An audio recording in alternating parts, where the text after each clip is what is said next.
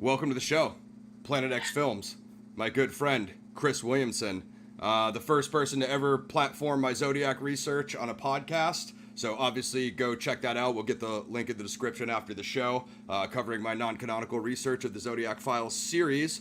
But more importantly, Chris has done a bunch of things. I'll let him explain them, but I just want to make sure he gets his flowers and his accolades here. So the Vanish Pod is freaking amazing. I mean, as Chris knows, before they brought me on for Zodiac, I listened to your entire Jack season. I listened to your entire Wilkes Booth season. People might think, like, what is Ross listening to those for? He has absolutely nothing to do with that. I just wanted to see the format and, make sure I come correct. I mean, the experts you guys had on Booth, if we can just go totally off topic for a second. Oh, yeah, absolutely incredible. I love how you guys present both sides of the argument. You did a great job of calling it down the middle. You really, for example, like the mummy thing, Chris is like, hey, I think this guy has good points. Then you had the establishment guys, and they were like, the mummy's ridiculous. Like, you guys just did an awesome job of presenting all perspectives. Probably the best I've heard in any of those cases. Wow, man, thank you. Shout out to Steve Allen. Yeah. Get him on real quick. Good dude. Love his podcast. Vanish. Oh, thank you so amazing. Much. Thank you. Amazing. And then likewise with Jack. Cool. Amazing. You guys did awesome on Zodiac. We'll come to that at the end if you had time. Well, of course. Let me be selfish real quick. Go listen to my episode, and then you can go listen to Zodiac season. Yeah. Well, it's early. Yeah. It's early in the Zodiac piece too. So I think it's. You're part two. You're coming into part two. I think. Three. Yeah, something like that. So it's early in this. It's early in the series. So absolutely. Listen to. I'm going to tell what I never suggest. Listen to that one out of order. Start with me, then go to the rest of it. It's Planet X Films. Sorry guys, this is what you come here for. There you go.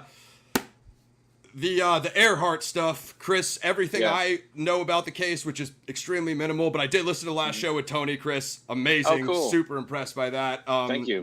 Get Chris's book, Rabbit Hole. It's on Amazon. I want to read that myself. I know you've been doing revisions and director's cuts and all sorts of crazy stuff, Chris. So why don't you slow down a little bit there yourself? And then, of course, we'll be promoting this one. My background's blurred, but it's Take the Money and Run. DB Cooper, this is like Chris's voyage into the vortex, if you will, so to speak. He has Darren Schaefer, host of the Cooper Vortex, as his foreword. Geez, you're pressing me, Azog. We're a small channel here, man. We don't have these kind of resources. That's a Chris question. We're not balling like that, bud. Of course, he has Bruce Smith for the where am I looking here? The Afterword. The Afterword, that was it. Yeah, Bruce Smith wrote he wrote us a really cool prologue. Well, I will say it wasn't really a prologue. It was something that Bruce had talked to Drew about. It was, I think, an email that Bruce sent to Drew, and Drew asked Bruce if he could send it to me, share it with me under the guise that maybe it might make the book. And I read that email, and I just knew that that's the prologue. Like, that's the prologue, because I love that he throws Braden in at the end. Yep. It just was like an exclamation point on a really fantastic prologue. So yeah, he jumpstarts the book. It's a really neat opening. Yeah, of course, Bruce is the man. I mean, if you want the full encompass, as Chris said off air, the Bible is DB Cooper and the FBI by Bruce Smith, and you can check out the videos on my channel. When I went to CooperCon 2022, I got to meet Eric, Bruce, Nikki, Dave, the boys, Ryan, of course, and I talked to Bruce a little bit in person about that, and obviously I brought up Braden because why wouldn't I? I'm essentially a Braden guy. It was Drew's book that kind of got me into Cooper. Of course, I knew. Shout out to Nicky B. He's featured in the book. We'll come to his segment later. Yes, Mr. That's my Mr. guy. Nicky B. Yeah, he's been doing some Riverside activity with me, so he's all over the place. Very cool. I knew about the mainstream suspects, when you read Skyjack, and I honestly, I don't know if you've read Skyjack, Chris, but I do consider Take the Money and Run. It's kind of like the spiritual sequel to Skyjack. Oh, wow, opinion, Jesus. Which, that's he kind of interviews the top names in the Vortex and Skyjack, but I felt like Chris dove a lot deeper, including the new names, Tessa, Nikki, Dave, the people who haven't, got as much shine in the past, but have gotten more shine recently. So that's Jesus. Let me just say it gave me that feel. Yeah, well, I appreciate that. To be mentioned anywhere near that book in any capacity is surreal. So thank you for that. That's very cool. I'm That's very simply cool. saying, in my opinion, guys, this is my channel, so you're gonna get my take on things. So I mean, other Vortex people who are a lot more, purist than me might say, Ross Hmm. is blowing smoke up Chris because they're Hmm. friends. But I literally just finished the book today, guys. Me and Chris have been planning this for a long It's time. been a while. I had to Yeah. run straight home from my haircut and finish the one thing I'm doing on the channel now is I'm trying to actually finish people's books before the interview because Joe Rogan, we love Rogan here at PXF, but when he interviewed Tom O'Neill Chaos, he wasn't done reading the book, and that drove me crazy, Joe. I'm sorry, Hmm. that drove me crazy. So something Yeah. as big and sensitive as that, you got it. Especially like the last chapter. He's like, well, I haven't finished it yet. I'm like, Joe, what are you doing? But Yeah. Right. that's Right. neither here nor there. I'm trying to. I did it myself in some of the early interviews, but I'm just like, you know what? It's just a more complete interview when you finish the work. Yeah. Well, thank So you. I appreciate you yeah, reading through it. I mean, yeah. anytime somebody says they read through something I've read, it's surreal. It's an honor, and it's like it's really cool. So thank you for reading it. I appreciate it. In a sense, it's a sequel to Paratrooper of Fortune as well, because you're focused on a Yes. dark horse of Braden. Of course, Drew. The cross-examination of Drew is excellent. I mean, there's just so many. I'm kind of getting ahead of myself because I do have Yeah. notes. I do have notes, audience, believe it or not. But you know what I mean. Yeah. I know it's out of character for PXF, but yeah, I did prepare for Chris. So yeah, I mean that, and then of course like brought Hank to the table. There's just again, I'd Very say cool. pick it Yeah. up and read it now. So just the unorthodox format, these are actually conversations. It's a transcription of interviews you Hmm. had with the characters of the Vortex. Eric, we all Hmm. know from the group and History Channel, and all the Yes. big names. Tom K, of course, you Yes. had the rock stars of the Vortex, but. One thing I wasn't sure of, because I know you guys did the podcast as well. So is Hmm. this an exact transcription of interviews you did in the pod? Because I felt like there was stuff in here that wasn't in the pod. And it was a while back when I listened to the season. Yeah, So it's that's a basically a question for you. transcription of the pod. Okay. That's what they do, or that's how the books work. When we did Rabbit Hole, it was important for me to put a lot of extra stuff into the book that was not in the pod. And so we had people write 1 year later retrospectives and things like that. And we had added people who couldn't make the show actually write pieces for the book. And we did some of the Awesome. similar things with Cooper Mm-hmm. with Take the Money and Run Too. And it was a little bit more of a complete picture than what the pod actually put out. So it's pretty close, but it's got some little differences subtly here and there. Sure. Okay, that's how I felt. But Yeah. then again, like I said, it had been almost whatever, a year or two or whenever that was you guys released that I listened to the pod. Yeah. I mean, Yeah. you added your own kind of reactions to things and stuff. I thought like your input was very good, similar Yeah. to how you add your thoughts into the podcast. Like you definitely have like a your own kind of like your own writing style, if you will. Hmm. At least Hmm. that's how I took it. And then For sure. you kind of bolded and italicized some of the like the highlight quotes. Like I just love the whole And feel of it. standout quotes. Yeah, I wanted Yeah, it to sure. feel like a little bit easier to read. I think standout quotes like that sometimes it helps. If you're going through a book and you're kind of trying to run through the whole thing, like it just makes it easier. Also, some of the points that we highlight in the book are pretty incredible, and it's just like those are the big. For me as the writer, those are the big points that I want people to really focus in on, and we have them all over the book, and it's really neat. And we've had some really important, I think, some really cool, important people in the book, and it really was kind of to touch on what you said earlier. It really is a mixture of all of these really iconic researchers in the Vortex that have been doing this for so long, that have contributed so much, and then mixed in with sort of what I call the new blood, which is the people like the next generation that are coming in that are actually doing this incredible work and digging in spots that no one's ever dug in before. And I think it's that combination is really fascinating. So someone that's on the outside of that, it's really neat to sort of step into the Vortex and kind of experience a little bit of that, and then step back out and kind of report how it was and kind of what my journey was like. And that's kind of partly what the book does, as I sort of narrate kind of my thoughts going through it. And my job is always just to ask the most in-depth questions, concrete questions as I can, get conversation flowing, get people to think about things in different ways. And we came across some really cool, neat, dare I say, like kind of bombshell, moments in the book that were kind of fun to come across. And it was Yeah, a lot of for sure. fun, a lot of Yeah. fun. Yeah, absolutely. Like, and I was already, telling Chris off air that, I think you kind of let the Vortex speak for itself, which is like the smartest thing that you could have done. I remember Yeah. when Chris first released it, and I think I was like on my third or fourth DB Cooper book back to back, one of which is Bruce's, which is like a massive mountain range to climb, you know what I mean, and It is. actually digest it and then let the information take up what's left of space in me and Chris's brains, which is not much from all these cases. Oh And yeah. so I was just Yeah. like, it's probably going to be a while till I get to that one, but at the same time, I wanted you on the show, so I made it happen. Yeah, man. Yeah. And again, you know what I mean? If you're from the Vortex, if you guys haven't already seen this, I don't know. I feel like, you know, this might even be like the first time. I know Nick's done other interviews, but I think like on record, I think this is probably like the first Yeah. thing. Well, I know Bruce mentioned him in the DB Cooper and the FBI, but there's several revisions and versions of that. So I mean, Yeah. to actually, have Nicky focus on what's his best at, I feel Oh yeah. arguably of what I've seen, you might have done that the best as far as capturing this Oh, research. well, thank you. He's Um, Nikki is, look, there are people in cases like this that are, they're just diggers. That's just what they do. It's really incredible. We have them in the Earhart case. They're out there. And these are the people that thrive in those environments, that can dig up stuff and follow stuff to the ends of the earth and back. And they are the ones that uncover bombshells in areas that you never expected you might see a bombshell be uncovered. And Nikki is doing that, which is it's really cool. So to get to talk with him kind of in the middle of that, like, try to capture a little bit of that passion on the show and kind of let people hear that, and then, make it come across in the book is, that's the funnest part for me, is to showcase people that are the stars of the show, really, for Vanish. It's not us. It's not Jen or I.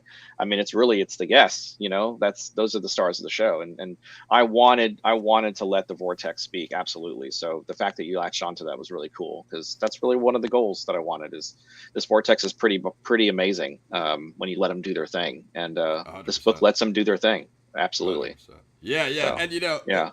The Vortex is vicious too. When Chris first said he was doing Cooper, I honestly didn't really want you to go in there, because I didn't know how you were going to get treated in the Vortex. Now, Yeah. one topic that Chris, inarguably knows way better than myself is Earhart and aviation. Now, me, I don't know anything about aviation. I know, crime real well, we won't go into my background of why I know that. We'll just say it's family connections in Boston. I more generally come out of, organized crime. One thing that Nikki and I have been stuck on lately, which is hilarious, these people I do Zodiac and Cooper with, behind the scenes, Nikki and I pretty much only talk about Isabella Gardner Stewart, the $100 million heist, and you guys would be surprised how much Nikki knows about that. So that's kind of always been my angle. That's interesting that you mentioned that, because that is that? one of the topics that we are actually that I am in pre-research for now, for Vanished. We're going to be working with the gentlemen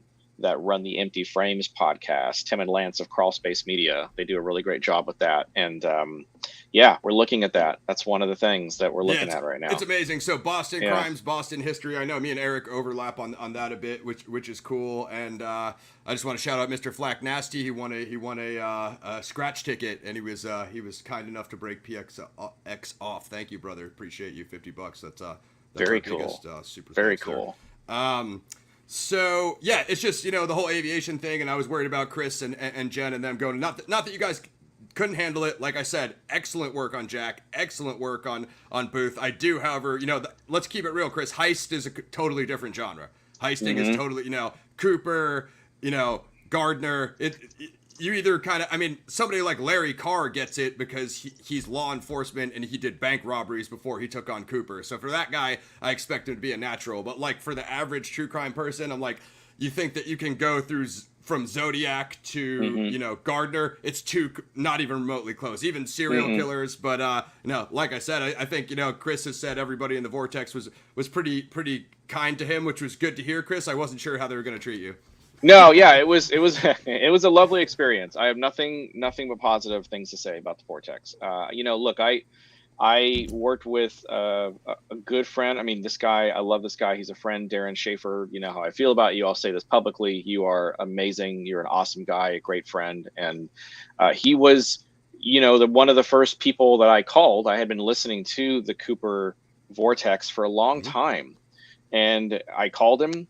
And originally we were going to go, and we were looking at Robert Rackstraw originally. That was my original thought. Yep. And I talked to him about it. He liked the idea, but didn't like the suspect, and that really sort of showed my ignorance really to the case, to the internal workings of the case, because I had been buried in Earhart for 15 years at this point, something like that. And so I went back and I asked Aaron. I said, look, give me a dark horse. If you had a dark horse, who would you pick? And he said, you need to sit down with Drew Beeson. And that's what I did. Mm-hmm. And I sat down with Drew, and we were supposed to talk for about 20 minutes. You know how this goes. 2.5, 3 hours later, we're still talking on the phone. He's telling me all about Braden. I pick up his book. I read it a couple of times back to back. That's typically how I consume. Mm-hmm. And once I read it the second time, I read it a third time to take notes. And then I sat down with Drew again. And then after we had that conversation, I was convinced that Braden was very compelling, and that he is indeed a dark horse Sure. for the suspect list, or on the suspect list of DB Cooper. So, when you look at Braden's background, what really impressed me the most is just the guy's background is it's insane. It's insane. Yeah. It's all these guys, Rackstraw and McCoy, and there's so many of them that have military experience on their background, in their backgrounds, and there's so many of them that have jumping experience even in their backgrounds. But this guy had so many jumps under his belt. We're talking 800, 900, 1,000 plus jumps potentially, that when you look at the demeanor of Cooper and you look at the crime and you look at the way it was laid out, it's really compelling that this is the kind of guy that could pull it off under those circumstances and keep that demeanor. And it just, the more I spoke with Drew and the more I spoke with people that were around Drew, including Hank Birch and some of the people that we bring into the book, it just became, something is wrong here. Like, something is weird about that guy. Mm-hmm. And so it made us think like, okay, he's a really good dark horse suspect. Yes, we know there are height problems. Yes, we know all of those things, but I really wanted to sort of confront those head on. Mm-hmm. And if this was a trial by jury and people that are listening to the show or reading this book are the jury, can we sell you on the idea that Braden, for one night only, may have been DB Cooper? That's basically the gist of the back half of the book. And it was a lot of fun working with Drew, and his knowledge is immense. And I consider it, like a quasi sequel to Paratrooper of Fortune. Absolutely. Yeah, no, and it's excellent. I mean, I'm a Braden guy for those who don't know. I know the criticisms as Chris just stated, we all do. It was like, Drew, I think, was my first interview for the Cooper series. He got me sucked in because I was interviewing him on Zodiac. So I'm like, hey, we'll do a little bit of Cooper at the end. We talked, the known common Skyjack suspects, Christensen, Rackstraw, McCoy, and I was I told him like, hey, dude, I watched all these documentaries. I was like, I don't like any of these guys, Again, like I don't know aviation, but I know heists, you know what I mean? And I was like, and I started to learn things, and I believe it was Ryan Burns who said, he did a show with Drew recently, he called him the god of all suspects, because on paper, if you were going to artificially create a DB Cooper, it would be Ted Braden, as I think was essentially what Chris was just saying. Not to say they're one and the same, but suspect profile-wise, you know what I mean? I think it's a totally different thing. We'll jump on off topic real quick. Yeah. Earhart died on Nikomoro Island, crabs eater. Is that the cannibal theory, or? That is, well, it's a spin on the castaway hypothesis, which basically states it puts her about 400 miles ish from Howland. Boy, we're gonna jump around everywhere tonight. This is gonna be fun. This is gonna be a test for me. For sure. Basically this puts her about 400 miles ish away from ground zero. Which is Howland Island, which is where that was what they were trying to achieve. And the idea is that Earhart and Noonan are able to put the plane down and for a time send radio distress signals out. That's where the post-loss radio signals come from and all that. Mm-hmm. And yes, one theory is that she could have been on the island for days, weeks, months. The theory doesn't really know what happened to Noonan, but they do posit that Noonan likely died on impact or died shortly after impact. And it was likely Noonan or Earhart alone by herself. And coconut crabs. If she had died on that island, of thirst or whatever, many other things that you can die of, it's a very good possibility that her bones would have been eaten partially or maybe fully by coconut crabs. So that's one of the, okay, wow. I ideas. Didn't really expect that to pan out. I wasn't even sure if he was trolling. No, I don't know the topic, but that's amazing. It's become a pop culture reference when it comes to Earhart, but it is true. Yeah, it is steeped in some truth. Like they are. Super interesting. They do inhabit that island, and they are no joke. I would encourage you to YouTube them. Let's give the internet its hot take. So, Chris, I saw a statement. You felt that you had to, correct, or I don't know, restate your stance on recently due to some Mm-hmm. criticism after the Tony show. So unless you live under a rock, even I saw this, and I'm Zodiac and Cooper. You saw Tony's reveal. I think, did it make CNN? I think it made everything, right? Oh, it's all over the world right now. so Yeah, if you it's, Google Amelia Earhart, it'll come up what is everywhere. it? It's an X-ray, or just It's explain a it sonar for me. image. So basically, so Tony Romeo, who's a sweetheart of a guy, and is one of the good ones, is he has a company, Deep Sea Vision, and they were recently out near Howland in a spot that they felt, they were looking for Earhart in some areas that they felt strongly about. Yep. And they produced a sonar image of something that's about 16,000-ish feet down. And it looks an awful lot like an airplane. Now there's, that could be a lot of things. They acknowledge that, but they feel pretty confident that where they're looking and the way they were investigating it, focusing on the last 6 radio calls that came from Earhart herself, using Earhart's own words, to basically sort of diagnose where the location might be. They feel pretty confident that they've got it. So it's an aircraft, potentially. It could be something else, surely.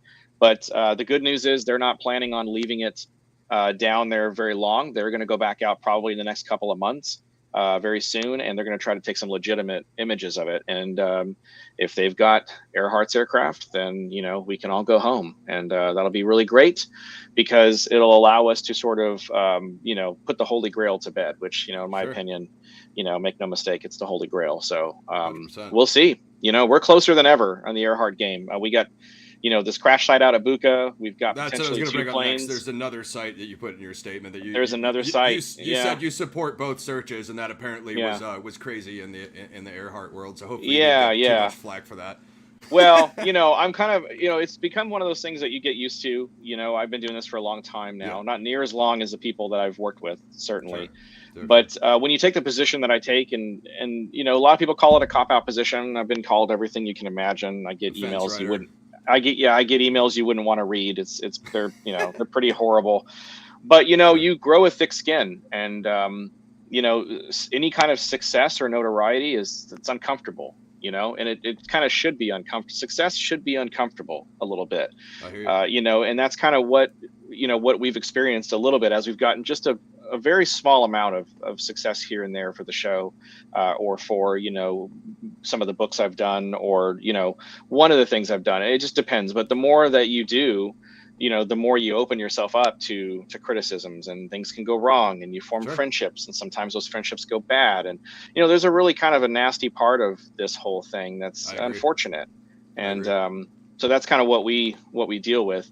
But yeah, you have to have a thick skin. For sure. Yeah. That's one reason why I knew you could handle the Vortex, because I know you've said that it's gotten pretty rough over there on Amelia, and you guys see what I deal with in Zodiac. It's not always fun. So it's not, and we're in a weird position with the show, with the platform that we have for Vanished, is which I'm sure we'll get to. But yeah, we're in a kind of a unique position for what we do, which we're well aware of. Absolutely. So Mr. Flag Nasty. Nikki, are you still with us? I'd prefer if somebody from the Vortex answers that. I would say relatively low, because we're only really dealing with the Columbia. And as far as I know, most of the Vortex does not think he landed in the Columbia. I know Eric thinks he landed on Tina Bar, but he wouldn't be able to bury the money if he was dead drowning in the river, right? So we can kind of nip that one in the bud. Is this Earhart, Rick Trelipsky findings? Was that nonsense? No. Okay. It's not. Okay. So yeah, Rick Gillespie is the, he is the, I guess the CEO. He's the main guy. He is the director of operations for Tiger, the International Group for Historic Aircraft Recovery. He's been doing this for a very, very long time. They are the chief sort of components that are working on the castaway hypothesis. They've gone out to Nicaragua now about 13, 14 times. And, Rick is a guy that is very polarizing, in the community. A lot of people, there's no gray area with Rick Gillespie. It's very black and white. You either love him or you hate him. Sure. And Gillespie, doesn't really like me very much, although he has participated in the show. He was on a couple of key episodes of Chasing Earhart. As a matter of fact, he was the third person I interviewed for the show, and then he came back and did a post-loss radio signal piece with us And then, along came Vanished, and we can get to that. And that, you know, as I said earlier, Vanished is sort of a difficult show to guest on.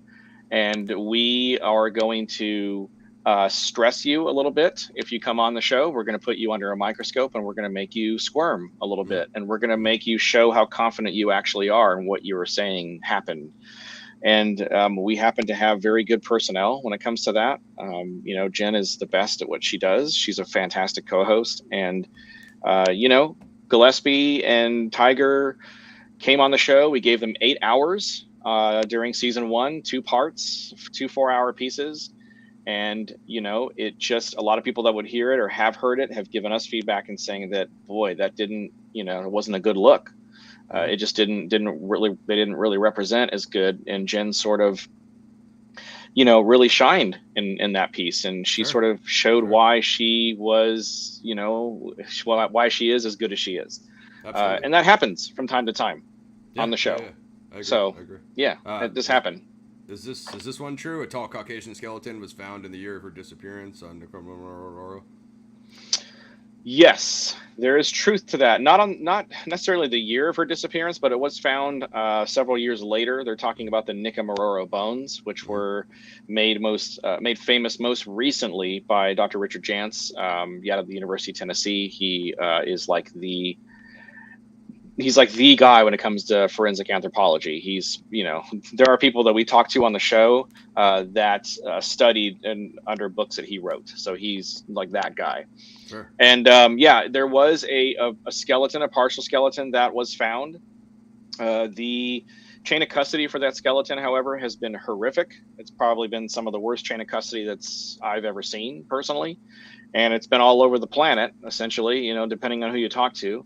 But it's those bones are now lost, and they initially were not looked at as Earhart. They were looked at as definitely a male, someone that's a little bit taller. But a lot of people don't realize Earhart was taller for a female.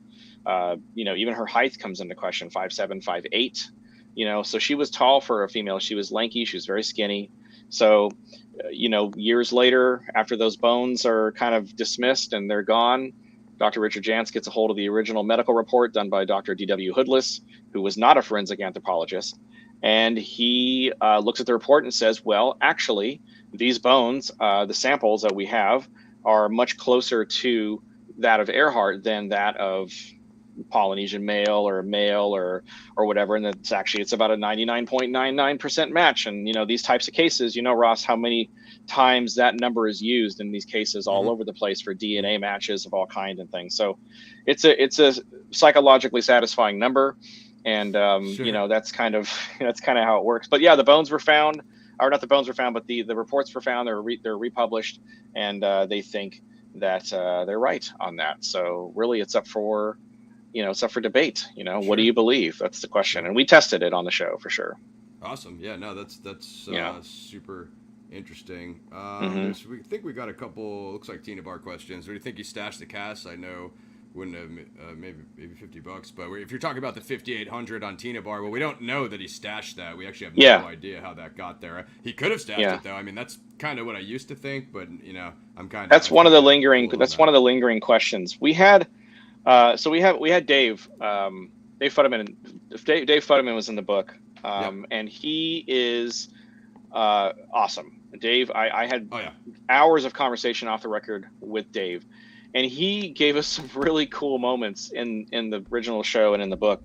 And one of my favorite moments in my entire trip into the vortex would be the declaration that Dave made. We were just kind of talking back and forth, and he said, maybe DB Cooper donated most of the money. And I thought that was a great point. What a really cool, the pop culture idea of this Robin Hood-esque character, that's sort of the elephant in the room, right? That everybody talks about. This guy is a Robin Hood character, or is this guy just a 2-bit scumbag that got away with it? That was just a little smarter than everybody else, maybe. Who knows? But in keeping with the Robin Hood-esque kind of pop culture look at Cooper, that would be super cool if he just 100%. Donated most of the money and maybe just did it because he just wanted to see if he could do it. And that's why I love the whole story about Barb, because it's like maybe she just stashed him. It's like maybe she just wanted to prove to herself that she could do it, and that was it. And it was never about the money. Yeah, yeah. Like I More about the love, act itself, or act of rebellion. I love bigger picture, deeper thought stuff like that. It's kind of neat. Probably, Sure. am I crazy? Probably, but it's a neat idea to think that maybe he donated some of the money, and that would make a lot of sense for it to be a lot more difficult for it to be found. 100%. Yeah, I don't think so. So I like the quote that you gave, which was the Dark Knight, Heath Ledger. Maybe the city deserves a new class of criminal. I always like the anarchist theory of where you could call it the Joker scenario, taking the 200K and burning it, or burning most of it. I always have that image stuck in my mind. Like you said, it was literally just about the heist and getting away. And like, you stole the money and screwed over some company that they get bought out by an insurance company, and they all essentially go bankrupt anyway. So does the chain of custody, like Chris was saying earlier, of that money really even matter? Because it comes from but it was like it was what do you call that? It was like obviously ransom money, but it was like they had it like ready for the insurance. You know what I mean? Which is kind of like, and then all the companies are gone. So. Right. Absolutely. Absolutely. I mean? So, and if he had lived for a long time, the longer he waited before he donated it, the better he would have been. Because, 100%. So it's like, it just, the longer he goes, the more it's in his favor, So I just thought that was kind of a neat idea. And I love that Dave posited that. That was just cool. I love fun stuff like that. I love Dave's segment. Shout out to Dave. I mean, he's kind of one of the first people to kind of, highlight my Zodiac research in the Vortex. A fellow New Englander as well. So I think that's why him and I bonded. So I'm going to flip some of the take the money and run questions on our co-host or host of Vanished here, Chris. Okay. So DB Cooper, violent criminal or not? That's a good question. I've thought about that a lot. I don't know. I think he could have been just a very smart guy that just kind of was ahead of his time, and kind of knew everything that I learned about him, the man we think is him, or just, the myth of the guy, really just struck me as, hey, the bomb that he had probably wasn't real. Like a lot of the things like that. Well, that's a separate question. Skip that one, Chris. Okay. So, but a lot of that but stuff. Your point stands. It's really, it's really interesting that, when you hear things like, the passengers didn't know they were being skyjacked until after they got off the plane.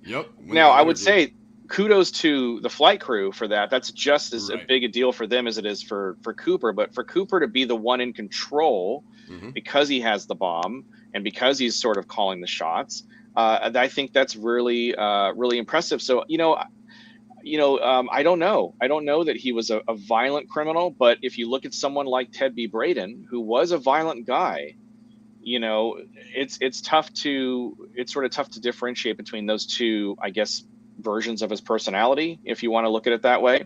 I think if you're looking at Braden being the guy, you also have to assume that Braden was never going to hurt anybody that was, not a direct enemy or something that was out of the military, out of the scope of combat, 100%. So that would have been heavily on his mind or at the forefront of his thinking, I think, if he was in, if Braden was Cooper for one night only, So I think he's probably, if I had to guess, I'd probably say not violent. I think he did a lot of things that show us that he was trying to, avoid violence at all costs, Agreed. So I wouldn't say overly violent.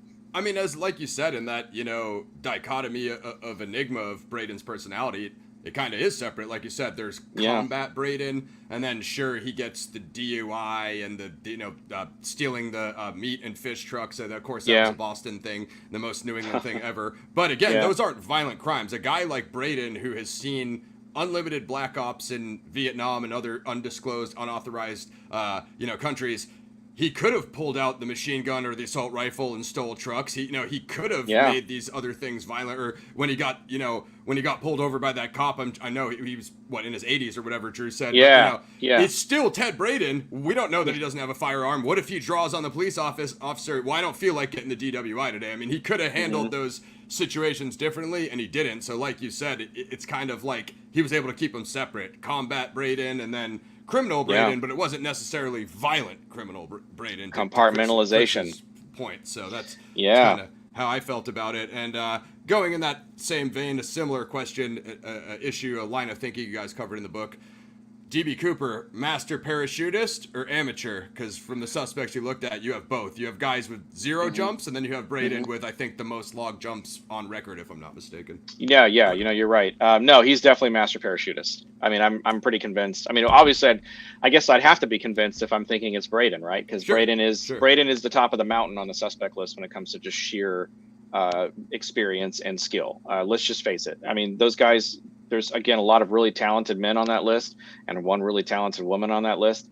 Sure. But I would say that Braden is really at the top of the list there. And, I think he, when I heard in the book that, Nikki had, I think it was Nikki that said it actually, it would have been, I asked him the question. I said, so look at, the 10 minutes. Tina walks to the front of the cockpit, and she turns around and she looks at Braden, and he's putting, the parachute on, and she says, he looked like he'd done that, many, many times before.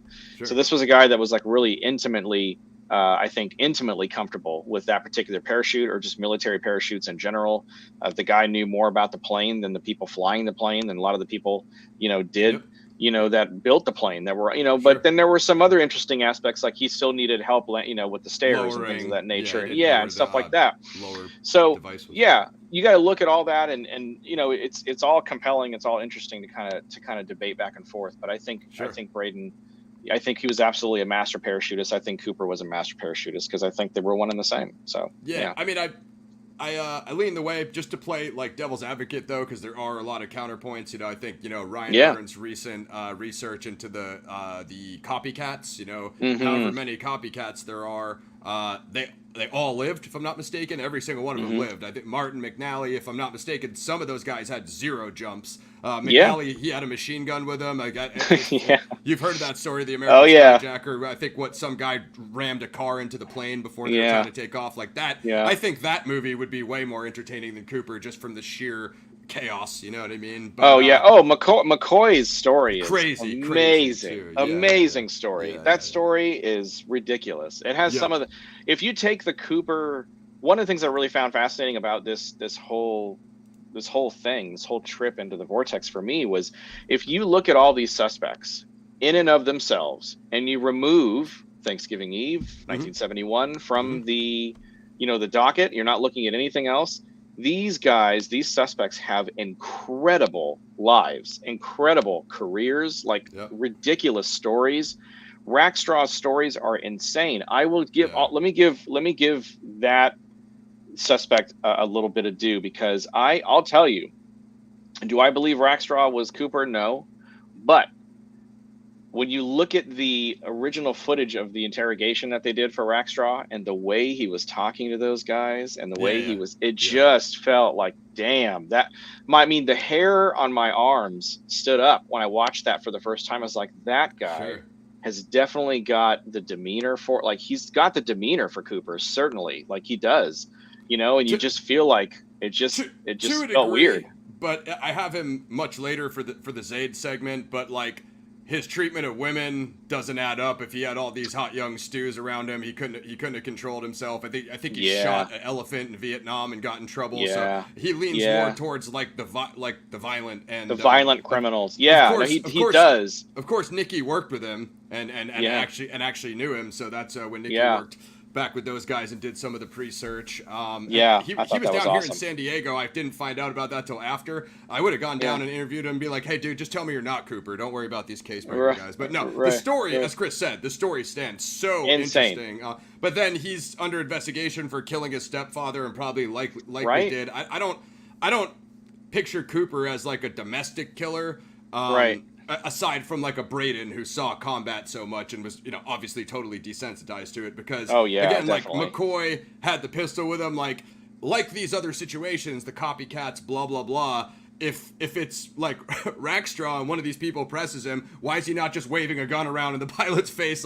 Screw the fake bomb in my briefcase. I'm just going to go up to the pilot's cockpit and stick a gun in his face. No one's really going to give me many problems then. What? They're going to try to grab it from you and wrestle it, in a cockpit while in flight. That's super unlikely, right? So that's just the way some of that stuff goes. But I agree.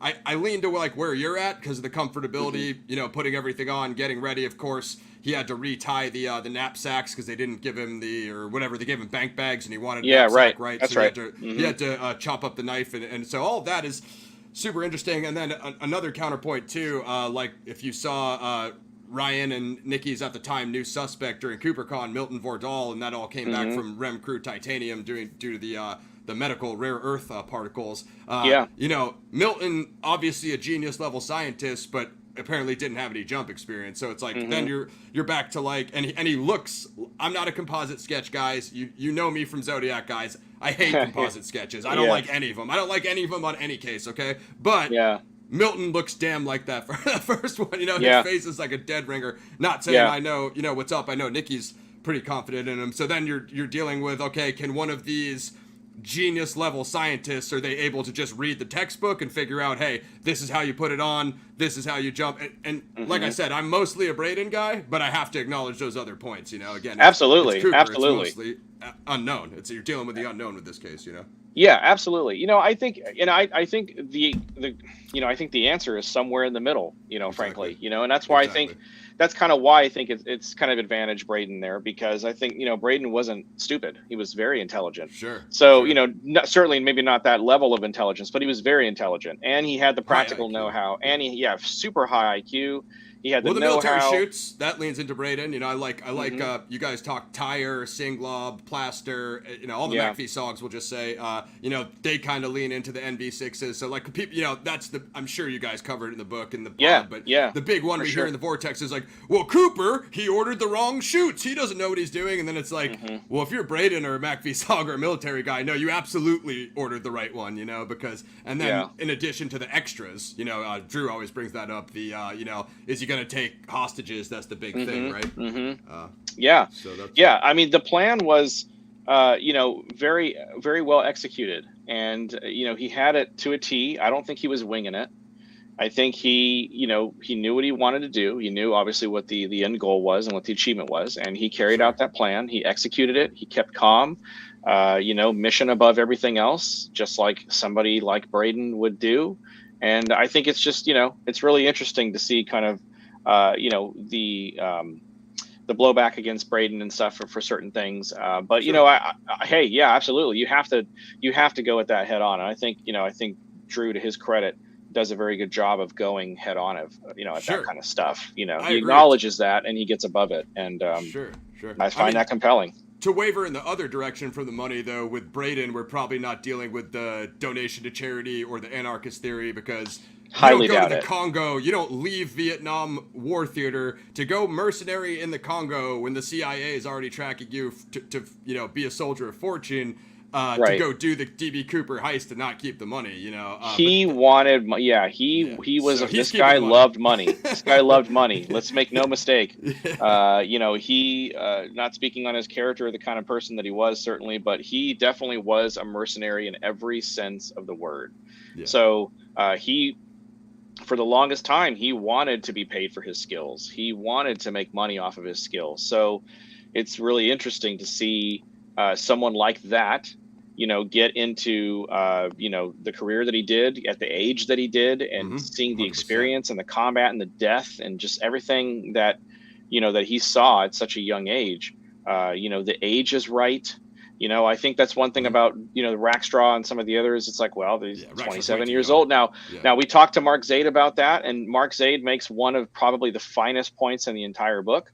And we'll get to that, of course. But yeah, I mean, you know, there are challenges for every suspect that you're going to put forward. And certainly Braden's got his unique set of challenges. But I think, I think we successfully put forward a dark horse that people should definitely take a second look at. 100%. Sure. I can't disagree with that at all. Just so I think Burns is on record saying that the first quote in the file says 50s age-wise. So I just think the big thing, Tina being younger 20s or mid 20s, whatever she is, I just don't see a 20-year-old Stu sitting next to a 50-year-old guy and him being 24 or 28 and being like, he looked 40 or 50. Like I just, and again, you know, I'm born in 85, guys, so if I'm way off on my early 70s, it's all good. But I'm just saying, like, you know, that doesn't add up. Again, I'm no genius. It's all good. As far as what suspects did they dismiss? I believe it's McCoy. I believe it's Rackstraw. Didn't they show it to her in the documentary? Oh yeah. Shot it Oh down. yeah. So there's quite a few.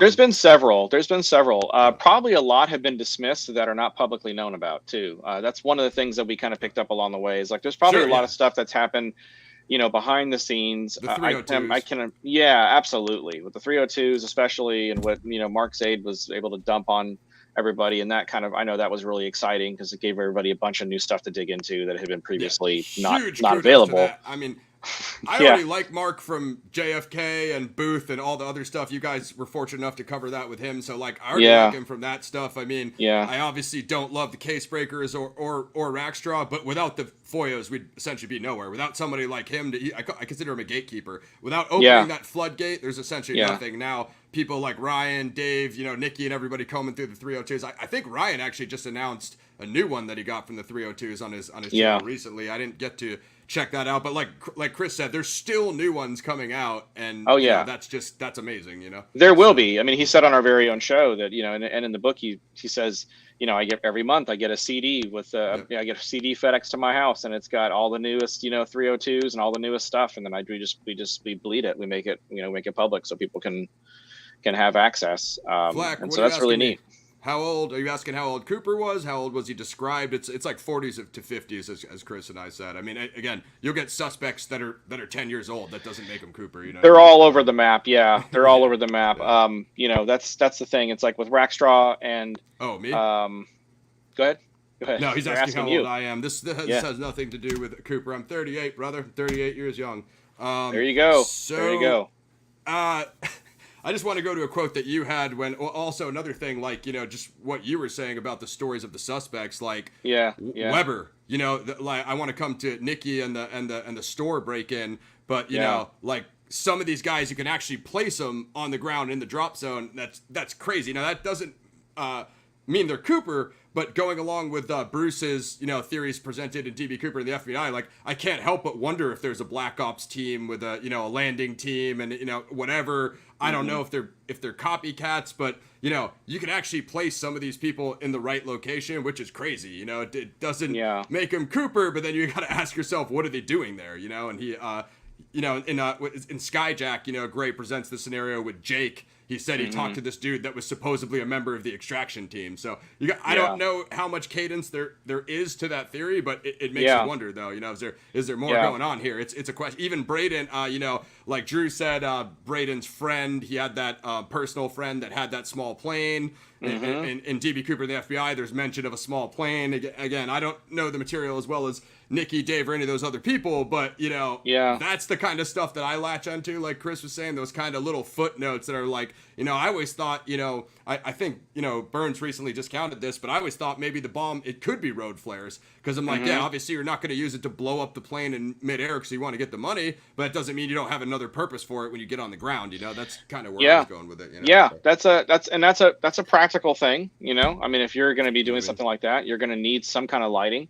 That's kind of a practical and genius way to make sure you have lighting with you, 100%. So that's, that makes sense. Looking at someone like Dwayne, I'm a sentimentalist. So like what I love the most about Dwayne Weber is it's a love story, like between him and Joe. And I think what Joe did, I think is admirable and commendable. And I really love that story. I love that she took, something of her husband's and she ran with it and she defended it, passionately. And, when you're defending, it's different, defending from a position of being someone's wife, someone's a widow. That was a real powerful story for me. So that's what I got out of Dwayne Weber the most. And, I take different things out of different stories depending on kind of how it impacts me when I record it. So that came across in the book too. I like the empathy. I mean, a lot in the vortex, I know she can be presented as a kook or whatever, arguing with people in the drop zone, but how you guys presented it, I thought was really well. Like, look, this is a love story. This is a wife defending, the memory of her husband. And And then all the stuff she drops into the 302s that later get corroborated. There's got to be some explanation for that. There's got to be some. I'm sure there's some. There's got to be some vindication there. I'm sure. Like I know, Joe is not here anymore, and so like I just. I look at stuff like that and I learn a lot from that kind of stuff. I learn a lot from all these cases that I I study, and it's just you take something from everything, and you kind of your skin gets thicker and thicker on each one, because you got to deal with more and more and more shit on each one, and and different kinds of shit too, which is interesting. Every case has its own kind of shit, and it's very unique shit. It's not it's not just a run of the mill. That's what I liked so much about the Vanish format is you got, like I said, you guys do such a good job of presenting all the perspectives, and then I don't know if you are or not, but in the show you come across super unbiased when you're interviewing this side and interviewing that side. Oh, yeah. Towards the end, you'll kind of give, hey, this is what I'm leaning towards or whatever, but that's after you talk to everybody, which I think is super cool. Like, you let everybody just present their thing, and it doesn't, you know what I mean? We got a question, so this is... this is an interesting question, Flack. So we're going to be covering the DB Cooper letters at the end here. So, did he taunt law enforcement? We'll tune in later on in the show and find out. I just want to go to your quote when Darren covers Gossett about, like, becoming a priest and doing the paranormal and the exorcisms. And you're just like, wow, no words for that one. Like, this is the Vortex, people. You got, Exorcist, you got Barb Dayton, you got, like, you're going to get everything. You're going to get John List was a killer. I mean, that guy, there's just all kinds of stuff. And I was floored when, I sat down and talked with Darren for the show, and he's like, there's, you go into Twitter and type in I am DB Cooper, and there's 10,000 of those tweets. And it's probably a lot more than that now. And, it's got more deathbed confessions than any other case. And it's got all these, really incredible stories that are, again, baked into these people's real lives. I mean, that are real. And it's a really interesting, it's an interesting case, just for that alone, even removing Cooper, he's at the center of it. But, it's one of those things where I think it's a case. I think someone just asked, and is it solvable? Absolutely, it's solvable. And absolutely it will be solved for sure. Just like Earhart's going to be solved. And, a lot of these cases that we cover, we're going to have definite answers to them. I think the reason why it's going to be solved are because of people like Ross and people like Nikki and people like Ryan and people like Drew and Tessa and everybody that's in, this vortex that are continuing to, take from the giants like Tom Kay and like, everybody who works in this thing, Eric Eulis, for God's sake, just a lot of different people. And, I have always maintained that you guys have all the tools and the talent needed to put this to bed forever. I think someone's going to get it. I think we're close, and I think we'll have answers on Cooper and Earhart, and I think we'll have them soon. So I'm optimistic always. I agree. Don't do this if you're not. No, it's not worth it. Man. Trust me. I get that question a lot with Zodiac, and even though it's possibly the darkest case on Earth, short of Jack, I still try to be positive about it, if that's possible in Zodiac world. I figured this was a question for Chris, but I agree with his answer. Of course, there's the hair that was found on the headrest, the lost hair slide. So it's probably mislabeled. If law enforcement could come up with that, I think technology is coming along enough to test the hair. Of course. Eric thinks the spindle, I'm sure you've heard about Eric's lawsuit to try to pry the tie from the FBI. And then now Larry and others have come out saying that they're probably doing their own side investigation, the recent stuff with McCoy's kids. So if they can test a spindle and they get DNA, I think Flack, that's endgame, as Chris was saying. Much like if they find the plane, underwater there with Tony and them. If they get the DNA, I think we're on our way. I mean, I guess they'd probably have to have something to test it with. Of course, Drew has his sample. Drew's ready. I love that. He's he's taken it as far as he really can. I mean, he's done all the work needed to to prove that Braden was Cooper or not. And I think last I talked to Drew, I know he really wanted his answer, and I think he deserves it. 100%. So I mean, to pull up the suspects with the sketch, I mean, this isn't History Channel, Flack. I'm limited in my tech, but I got you on this though to show you my limited case knowledge. So it was actually plastic cup. And it got mixed in with all the other cups from the passengers, and then I think later washed. So we can't get that one. I think they pulled out the whole row, Chris, and at one point they had that secured. So to my knowledge, they fingerprinted everything. They ripped that plane apart, basically. Yeah. It went to whatever you call that, a plane graveyard.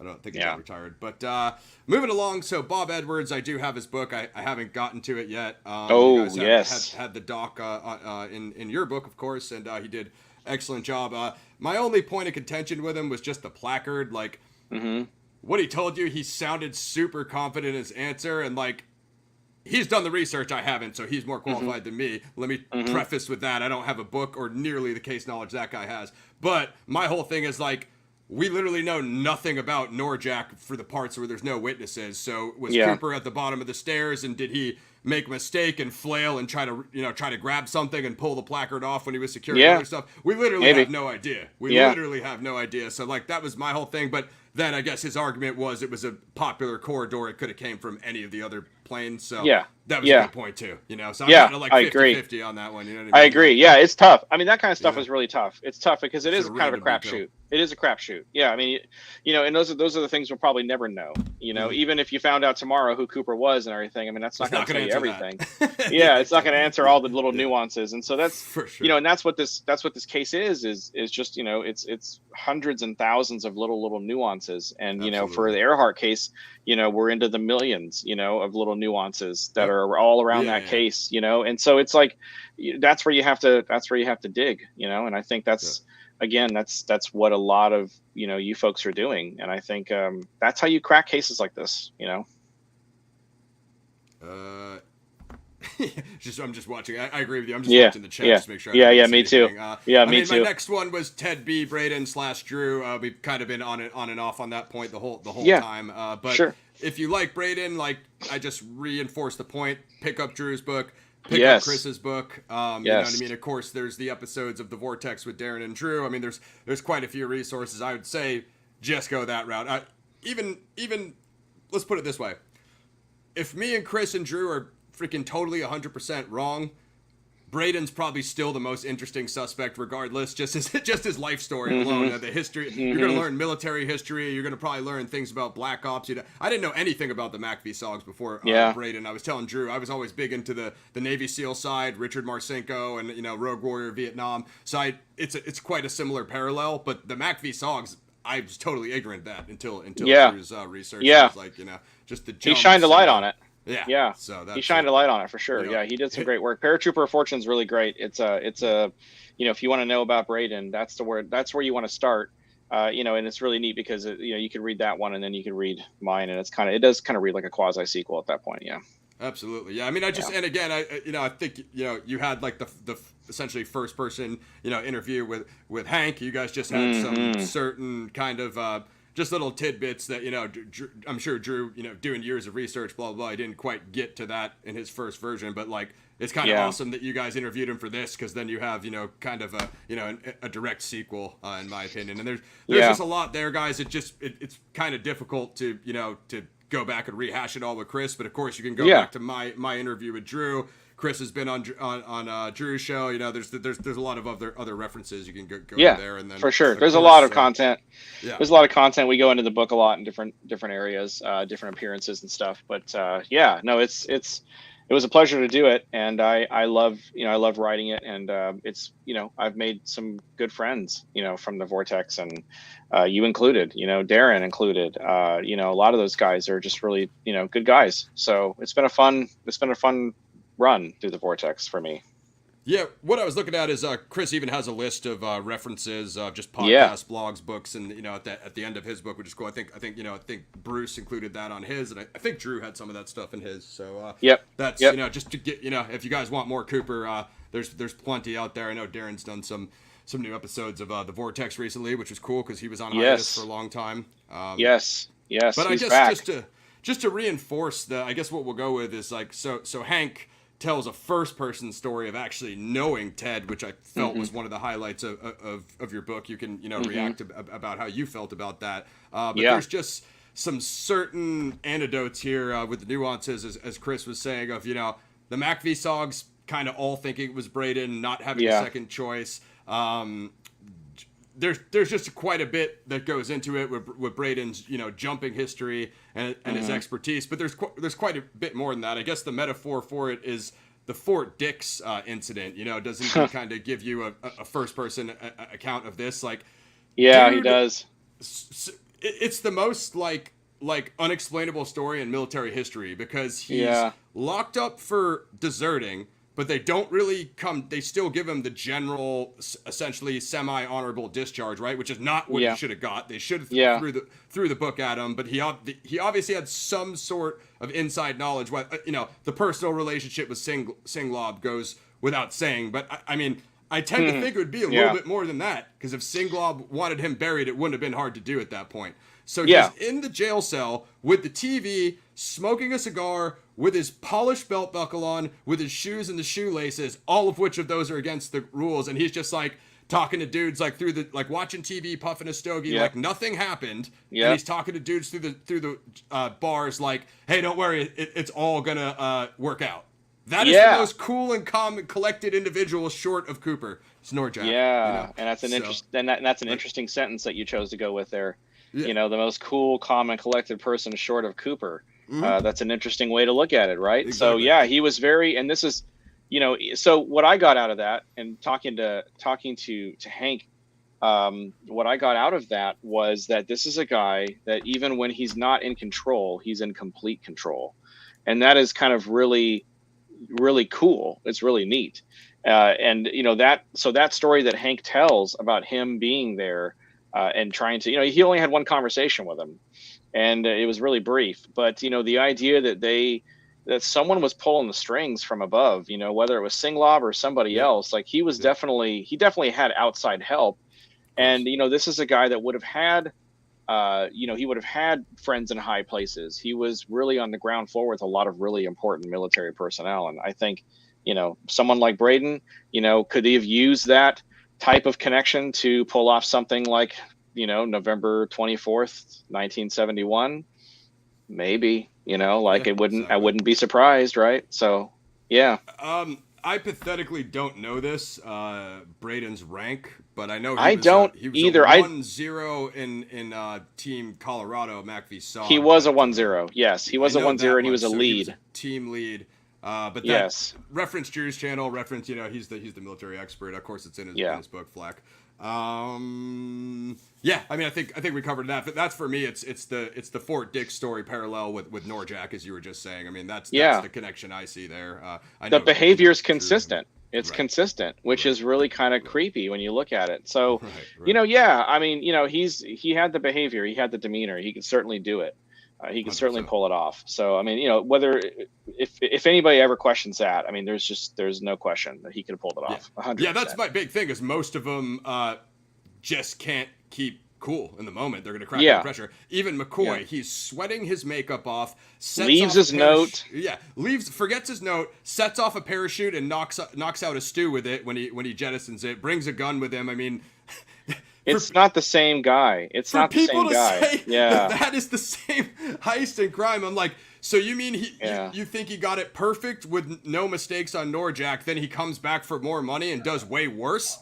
He would have improvements and he would do better. That's common sense. I mean, you could argue twice. You could argue that he got bold and that he was probably more nervous the second time because the more money Norjack had happened, so everything was on high alert. So when you could argue that, sure, and I have seen people that argue that, and that's a compelling argument too. But I just feel like, for what Cooper did that night, and you look at McCoy's, failed attempt, or not really. Well, I guess it's a failed attempt in the end. He got the money, but he went around and told everybody. Right. So I mean, then you look at that, then it's just a very different. It just doesn't fit right. The demeanor is very 100%. Different. The presentation's very different. Yeah, I don't.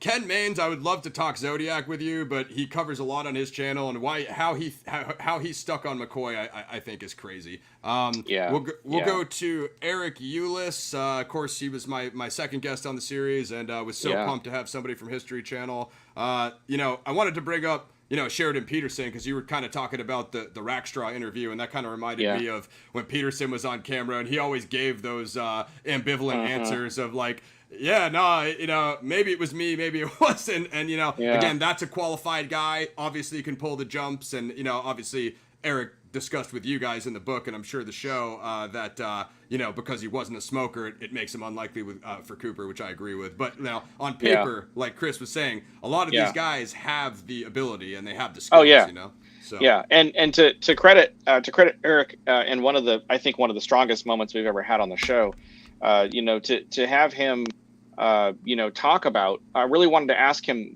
that question. That was probably the one thing I wanted to ask him more than anything else. Is he had fought so hard for so long on Sheridan Peterson, and I think he, to his credit, gave us all a lesson in how to let something go when you know that.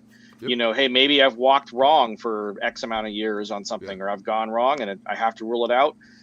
That was a really great example of someone that has the integrity to do something like that. So shout out to Eric Eulis for that, because that was a really neat moment.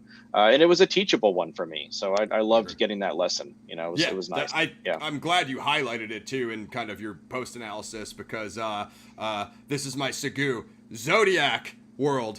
Learn from that. From that. You guys have people that don't live in California in the late 60s, don't look like anything to do with anybody in the case, and yet you guys will die on the Hill. I'm sure Chris deals with stuff with Earhart. We've all seen, the Cooper suspects, like we said, some good, some bad, but man, even lately, the Zodiac internet people are yuck. I can't do it. Yeah. So, I feel you, man. Yeah. It's almost every case, as Chris said, and that's why you guys do such a good job on the show when you kind of cover those cases. Thank you. The Tina Barr, we kicked it around, talked about it earlier. I'll tell my personal connection. So I thought I was a genius when I came up with the Cooper had a accomplice whom got cold feet and went and buried that money there. I thought I was onto this really groundbreaking thing. Then I read Skyjack by Jeffrey Gray and saw Tom Kay told him that in like whatever year that was, 20 years before I said it. So at least I was in the same realm of thinking as Tom Kay, right? I guess I was on the right path there. So yeah. Tom Kay. That's all I can add. That Tom Kay is awesome. Tom Kay is such a cool guy. Amazing. Those guys, they're giants. It's really neat to talk with those kind of people. Yeah. Yeah, they're talking about smoking on the flights. Wasn't that the good old days, guys? Order a 7-Up and bourbon, chain smoke 8 ashtrays. Butts. Yeah. Get 200K from the feds, and then just jump out, just lower the aft stairs and jump out the back, guys. What's stopping you guys? We should all have 200K in our banks. Right. You know what I mean? No kidding. I guess they cracked down a little bit with the metal detectors, Chris. So it's a little harder in my era, but probably. Well, Yeah. Well, and him getting on the flight with nothing but just, hey, what's your name? And you just give him a name. Dan and Cooper. That's it. It's like my name. little different now. The $20 cash, and I just checked in for my flight earlier, and it was the amount of steps just to go through online was crazy. We'll really about 107 in. We'll head over to Zaid and the FOIA. We talked about it earlier, and again. No disrespect. I love the guy. I'm a JFK fanatic, so if you don't know, Chris, my mom's side of the family is related to Jackie O, the Bouviers. Oh, cool. So I have, kind of a personal connection there. So I'm a JFK fanatic. The stuff on Booth, Chris knows before I even came on, I was already stuck on his season on Booth, and I was like, I love the Mummy, man. I was so attached to that one, man. I wanted that to pan out more than But of course, he does the FOIA. As I said, the case breakers, I don't love them. Here's my rack straw thing. It's when they did that documentary, half of his own staff was like, yeah, we jumped ship halfway through the project because we didn't think it was rack straw. You know what I mean? So that's no disrespect to Tom Colbert. I understand he needs to sell the book. He needs to die on that hill. But it's like, dude, you interviewed your own guys who said that they had to give up halfway through because they didn't think it was rack straw. Now, I mean, he's obviously too young. There's just quite a bit to say that it's not him. But again, I respect Zaid's position because he said like, hey, I don't have a dog in the race, but if I thought I was someone. But for him to say there's absolutely nothing that discounts rack straw, though, I got to push back on that, Chris. I can't say like. He's not a Braden, he's just a rack straw, and that's where we have to leave him, Well, Zaid is, he is, man, I mean, the guy is, it's an honor every time he says yes to do the show. He's, 100%. The guy is, there's a quote I read online. It might've been something that was even featured on his website, but it was a quote where he's like, if Agent Mulder needed a lawyer, Mark Zaid would be his guy, it's like, he really, Mulder. Mark is the amount of knowledge he has and the practicality in which he approaches things, and just the obviously he's a legal legend as well. He's participated in some of the biggest historic. I mean, Princess Diana, JFK, John Wilkes Booth, DB Cooper. I mean, it just keeps going and going and going. The guy's resume is ridiculously amazing. He's a genius compared to me. I don't pretend to be on his level. He is, and I love something he points out and I'll point out what he says, and then I'll give you a concrete example that I can tell you, from my personal experience. In the book he says, look, this was during COVID or right after COVID, I think, that we recorded. He says, in the book, like, when's the last time you were on a flight?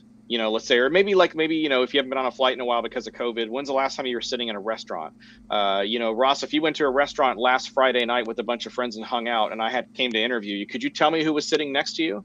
Of course not. Why would you bother to even pay attention to those things? Absolutely. And so it's really interesting. I was when I was flying out to do the History Channel thing, I was flying out from Florida to LA to do the History Channel deal.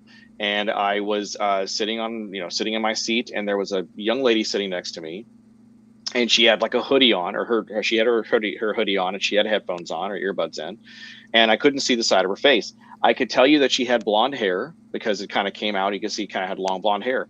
But I sat next to that girl for 5 hours. I didn't get up once. She didn't get up once. So I'm telling you that if there's a crime that's committed and she's the suspect and they put her in a lineup with 5 other girls, I'm not going to be able to tell you who it was because I didn't get a look at her, and I sat next to her for 5 hours. So, that's a very logical, plausible statement to make. And so you look at something like, Tina Mucklow sitting next to Cooper, lighting his cigarettes for 5 hours. There was conversation there. But there's also a really high likelihood that that Cooper stayed very, very quiet and only spoke to Mucklow when he needed to speak to Mucklow. Mm-hmm. So you could see how she could sit next to somebody and maybe even interact with them, and not be able to pick them out of a lineup because of the glasses and because of the suit and because of the getup and all that stuff. Primarily a profile angle. You're looking at him from the side. Maybe she didn't get too good of a look, head on as much as a lot of people might think.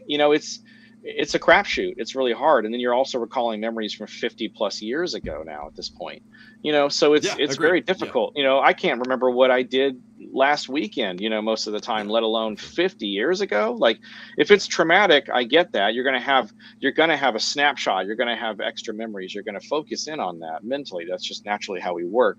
But, to deal with that over the years, for someone like Tina, that's, I can't imagine having to deal with that for that many years.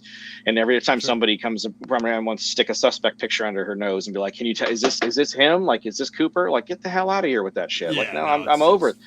So I get that. I'm 100%. That's why they asked me if I wanted to reach out to Tina. I was like, absolutely not. I said, I want to buy, she just want to hear from yet another guy that has it, it's like, it's the last thing I'm going to do and waste her time like that. I feel for the people that were involved in it on a human level and what they've gone through and what the case has put them through. Some people have embraced it. Other people have repulsed it. And it's, it's their right. And it's kind of sad what these cases do to people. But, someone like Zaid, who tries to help families and tries to help, like the Booth family to get that exhumation done in 95. That's probably the thing that he's done. That's amazing. Mine, again, it was just my point of contention was that one little point. Like I said, love him on JFK, love him on Booth. But all of Chris's points stand. I'd compare it to the Kathleen Johns incident in Zodiac. That's at night the dude is driving. She basically only sees a profile. Same situation, sitting, as Chris just said from his flight, sitting side by side with someone and essentially only seeing their profile for the whole time. Yeah, it's going to be way harder to recognize them or identify them if you don't get a full-on frontal angle. And then, as Chris said, the trauma of the incident for the flight crew, sure, but as Chris said, 99% of the actual people flying didn't know that it was a hijacking. They didn't know. Yeah. So for them, it's not traumatic. So again, that's not going to be as verifiable as some of the other stuff. So I mean, definitely points stand on that end. Quick scan of the comments. This is so. See my show with Ryan Burns, he's actually an attorney. Mm-hmm. I asked him that question. The FBI stance officially closed the case after the History Channel documentary, and was it Bruce or multiple people have reached out to agents, Mm-hmm. and they've quite literally said, like, He's at not this getting point, if prosecuted. he was in his 80s, 90s, it's just, you know, the company's gone. Basically, nothing's going to happen. So I mean, Right. Yeah. If Cooper, if you happen to see my channel and you happen to, you know, feel free to make your announcement. You know what I mean? But I think it's like, if you live with the secret this long, you know, why are you going to come clean? Yeah. And Mark Zaid talked about that too on the show, and I asked him that same question. I said, theoretically, if Cooper walks into the nearest, you know, FBI field office tomorrow and throws the rest of the money on the counter and says, "I'm him. What do you want to know?" What happens to him? You know, and literally, they're not going to drag a guy that's that old into court over a case. You know, yeah, for real. I mean, and, you're gonna go home essentially. I mean, he's probably going to have a book deal out of it. To be honest with you, if that happens, it's going to be the opposite. I think. That's a Zaid question, because there's something that you can't profit off of crime, or I don't know if that's only like violent crime or murder. I don't know what the exact law on that thing is. I think in this case, because it's become historical mystery, I think that everybody would want to read that book if DB Cooper actually wrote a tell-all. You know, like that would be pretty amazing. Well, Martin's was a little bit more chaotic with the machine gun and his, you know, rough ride on the way down, and they're doing a movie on him, and I think they've done a couple other things about him. So I don't know. Again, I have to look that one up. I don't know what the exact thing is. We're gonna go the Nikki B segment. Personal friend of mine. Yes. Got back from a mission up in the Riverside activity, as the Zodiac says. We were discussing the store break-in and the Joe Weber stuff. Nikki just has a lot of great points. We kind of already covered that, but the Lyle Cameron stuff. So I have another separate topic interview that connects to this case linkage wise, if you guys can believe that. The Ghost of Lake Elsinore is some of my favorite. Nikki sent me some of these documents kind of right away when I hooked up with him. And of course, you guys kind of deep dived it. Let me just get your take on it, Chris, because that's, you know, honestly, as you know, like Nikki said, the strongest like report. I do feel like it's that one. It's not highly detailed, but it all kind of tracks as far as like authenticity, you know. And you're talking about the break-in and all that. The break-in, I'm talking about the Ghost of Lake Elsinore, when the dude goes and questions Lyle about jumping, and he has the cigarette. Oh, Lyle Cameron. Lyle Cameron's that's a weird one. Like, I love that. That's a weird one. He's doing recon. Nikki's on there. Yeah, he's doing whoever this is that's questioning. So here's the thing. So we don't know if this was actually DB Cooper, or if this was actually Ted B. Braden, or if this who this actually was. Right. But somebody came to Lyle. The timing of it. Somebody came to Lyle Cameron Sr. In Lake Elsinore. It's known as the Lake Elsinore Ghost, as you just mentioned, and it's a really fascinating story. And basically, this guy, he notices his boots. He notices the type of boots he's wearing, which is very interesting. The military-style boots, kind of the boots that jumpers wore, happened to be Ted B. Braden's favorite kind of boot. Which is very, interesting. So, he comes to him and he's asking him about, drop zones in the Pacific Northwest and areas that are right around where the Cooper skyjacking takes place. And it's really interesting that he's coming to that guy, because if you want to know about drop zones in the Pacific Northwest, and if you want to know about specifics about jumping in those types of conditions, there's one guy that you probably want to consult, and it would be that guy, Lyle Cameron Sr. So it was very interesting that he came to him at the time that he did, several months before the skyjacking takes place. That tells me he's doing recon, which tells me he's actually planning this out, which tells me he looks at this as a mission, which tells me that he's military. So I think it's very interesting when you kind of look at all those things and put them together sort of like in a chain link, and that's kind of how you do it. That's just sort of how I kind of came across, that information. And it was interesting. And Nikki, I could have talked to him for hours. I mean, he tugs on so many different things. The night of the skyjacking, the break-in, the store break-in, and kind of all that, everything that was done there, and the research that he did to sort of get some of the information that we now have about that break-in. It's compelling. If you're looking at it as something like, a lot of people I know floated the idea that Dwayne Weber maybe was working as an accomplice, or if Dwayne Weber was Cooper, that he had an accomplice, things of that nature. And a lot of people might, have attributed that to being maybe Dwayne Weber or being DB Cooper himself, or if they're one and the same, for that particular argument. So it's a really interesting all, like, again, these stories, they're just incredible all throughout the vortex, all throughout the story. They're everywhere, and you're going to come across stuff, and it's kind of hard to research, because when you come across stuff, you get pulled in so many different directions. You want to go somewhere else and look at something else for a while, and you get sidetracked, and you have to remember to come back to your original train of thought and what you were going, kind of what you were hunting down. That's tough in these types of cases that have rabbit holes. Absolutely. So no, I love that stuff. I love the ghost. I love the store break in. I'm not as tight on the suspect as some of the actual vortex guys, but I want to say, didn't Schaefer say like Rekka apparently like jumped in that there was that one town where there was like the wedding, so it was basically like a deserted town. They were all at the wedding, so like you have these characters that are in the drop zone, like I said earlier, and it's just like doesn't necessarily make any of them Cooper, like Chris just said, but like there's something, either it's vortexy as hell, or there's just something crazy going on, or it's an extraction team. It's got to be, because we have Z chronicity in Zodiac, where you see Z's everywhere, and it's like a similar concept. You know what I mean? Yeah, absolutely. Only got a couple more left for you, Chris. Let's sure. Let's talk bombs. Bomb, real or fake? I tend to think it was probably fake. Mm-hmm. Yeah, I tend to think it was probably fake. I think he was, if he was, and I only say that because if it's who we think it is, with Braden and kind of who we posit that it is in the book, I think that Braden would probably have been smart enough to not have a live bomb, because I don't think, and I think I asked Eric this on the show or in the book. I asked him, theoretically, if the bomb is real, isn't there a very high likelihood that bomb goes off on impact, when he hits the ground? Because if it's really, the weather's really nasty, and the jump if he gets blown off course, or he hits the ground awkwardly, and that bomb, it's going to be really bad. So would he take that risk? And so we talked a little bit about that. I really tend to think the bomb was probably fake. I think that he didn't. I think it kind of goes in line with his demeanor. He didn't really want to hurt anybody. I think he just wanted to present the illusion that there was going to be danger if they didn't agree to his demands. And I think he was just very convincing. He's very, again, cool, calm, and collected. We say that collected, I should say. We say that ad nauseum, but it's true. Yep. And so I think that all that goes in line with, hey, I'm not going to actually hurt you. I'm just going to make you think I'm going to hurt you. Which is, interesting in and of itself. Yeah, so. I mean, that's always what I thought. Of course, Burns always says, is it Tina or Flo, whose father was an electrician, and so she was able to kind of describe the wires, and according to the description, it's supposed to be sound components as far as the connection of the cells and whatnot. And I'm no explosive experts guy, so if I just butchered that description, it is what it is.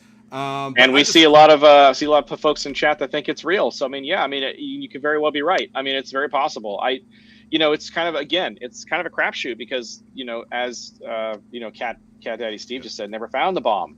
So we don't know, that's one of those things that we might not ever know fully. Sure. And it's, I know those are frustrating questions, because it's you could solve this case without knowing a lot of the details still.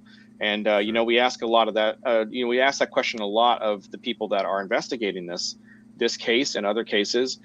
Can you be happy if you don't get all of the answers? If, like, let's say we find out that Earhart and Noonan crash landed, somewhere off the coast of Howland Island, and they pulled a plane up and it's them and everything. That's great. That's pretty cut and dry. But if it's something else and you don't get all the answers, are we happy not having the full piece or the full puzzle? Some people aren't. And that's kind of what will keep the vortex going forever. I think, even if it's discovered, if Cooper's identity is discovered next week, definitively, well, then you get to dive into a whole nother chapter of investigation. Now you get to take apart this guy's life and find out why he did it, and what what his concept was, and what his thought process was, and motives maybe. Yeah, what was going on in his life that did he need the money? Did he not care about the money? There's so many different questions that you could ask. And same thing with Earhart in all these cases, really. Yeah, 100%. Since you just raised that, and of course the Earhart parallel, I just want to say the same thing for Zodiac. Like, I feel like in my lifetime, they're going to come out with him and be like, hey, we linked the DNA, and then it's just going to be like some guy that's like totally off the map, a ghost. There's going to be like, maybe he has like a little bit of military history, and that's probably all you're going to know. There's going to be like nothing about him. And so it's just going to be like, hey, we linked the DNA, and it's just going to drive everyone nuts, because you're going to say, this is the Zodiac, but like you said, there's going to be no life story. There's going to be, you know, you're not going to have any facts about the guy. I mean, like you said, people will dive into it. I'm sure little, you know, breadcrumbs will come up as people find things. But if we're dealing with, you know, in that case, the late to early 60s, you know, much like Cooper, the stuff that you guys deal with is even before that. So there weren't all the military records, you know, many of them were destroyed in those fires, you know, during the post World War II stuff. So, you know, that's how I feel like it's just like it's going to drive Zodiac world nuts. Like it's just gonna be like, hey, this is the announcement. It's this name, and you're just going to basically like get a name and, you know, maybe a picture if we're lucky, you know, like maybe, or you get two set, or to throw a monkey wrench into the whole thing, you get 2 sets of DNA. You find out that there's a set of DNA that's on the letters, and you find out that there's a set of DNA off the crime scene or something, and then that kind of takes Drew's theory, and it kind of makes Drew's theory a lot more plausible now, because then you got 2 sets of DNA, which now you got the 2 suspect theory. You know, you got the idea that we presented in the show. That's my worst nightmare. It drives me personally insane. You know? And it's kind of the same. I kind of feel the same way about the aircraft out of Buka. You know, we get out there and you almost want, you know, Tony Romeo and Deep Sea Vision to just have it, and it's just that cut and dry. You know, you almost really want that because finite ending, you know, finite ending. You know, it really was what she was saying all along. You know, that type of deal. But if this aircraft, you know, look, if they get out there to, you know, where they're out at Howland Island in that area, if they get out there and, you know, they have Earhart's Electra and we get out to Buka and it's also a Lockheed Electra 10E, then something is fucked up. Something is wrong here at that point, because now we know that Lockheed didn't make 14 10Es. They actually made a 15th. So now we're dealing with a ghost plane. And that's really kind of scary, because then that 2-plane mission and that spy theory and all that stuff comes into play. And, you know, we know a lot of historical figures like Lindbergh were used in spy. You know, it's not uncommon. It just isn't. It just wasn't back in that time. So, you know, could Earhart have been a spy? Absolutely, she could have been a spy. Could she have been an unwitting participant in a spy mission? Absolutely, she could have been. You know, there's all kinds of different interesting, you know, ways you can walk it. Same thing with Zodiac. Same thing with Booth. Same thing with Cooper. I mean, God knows it's evident with Cooper. You know, it's everywhere in these cases. And that's why these things are such monsters. It's hard to track all of that stuff, you know, over time. It can be really tough. So it's up to the people. You know, it's up to the investigators. It's up to people like you guys. And that's why I have faith in you know, what's going to happen in the next year, I think. Absolutely, yeah. I'm looking forward. Like I'll tell you, like my reaction to when I went to CooperCon in person and they did the whole Rem Crew suspect panel with Vince Peterson and Milton Bordal. I was like, damn. I was like, it's pretty convincing. I was leaning towards. I thought we were getting close. I was like, damn, this might be the last CooperCon. I was like, that's one of the most, you know, convincing. Not that it wouldn't keep going for research purposes, as you said. But as far as, you know, the big mystery. I was like, damn, I thought we were getting close on that one. Because of what I kind of veered off of this earlier, but because of what Chris just said. So the Lyle Cameron thing, when Jack Ruby, because we were talking JFK earlier, is the last person he calls is Lyle Cameron, alluding to the CIA connections that we kind of alluded to.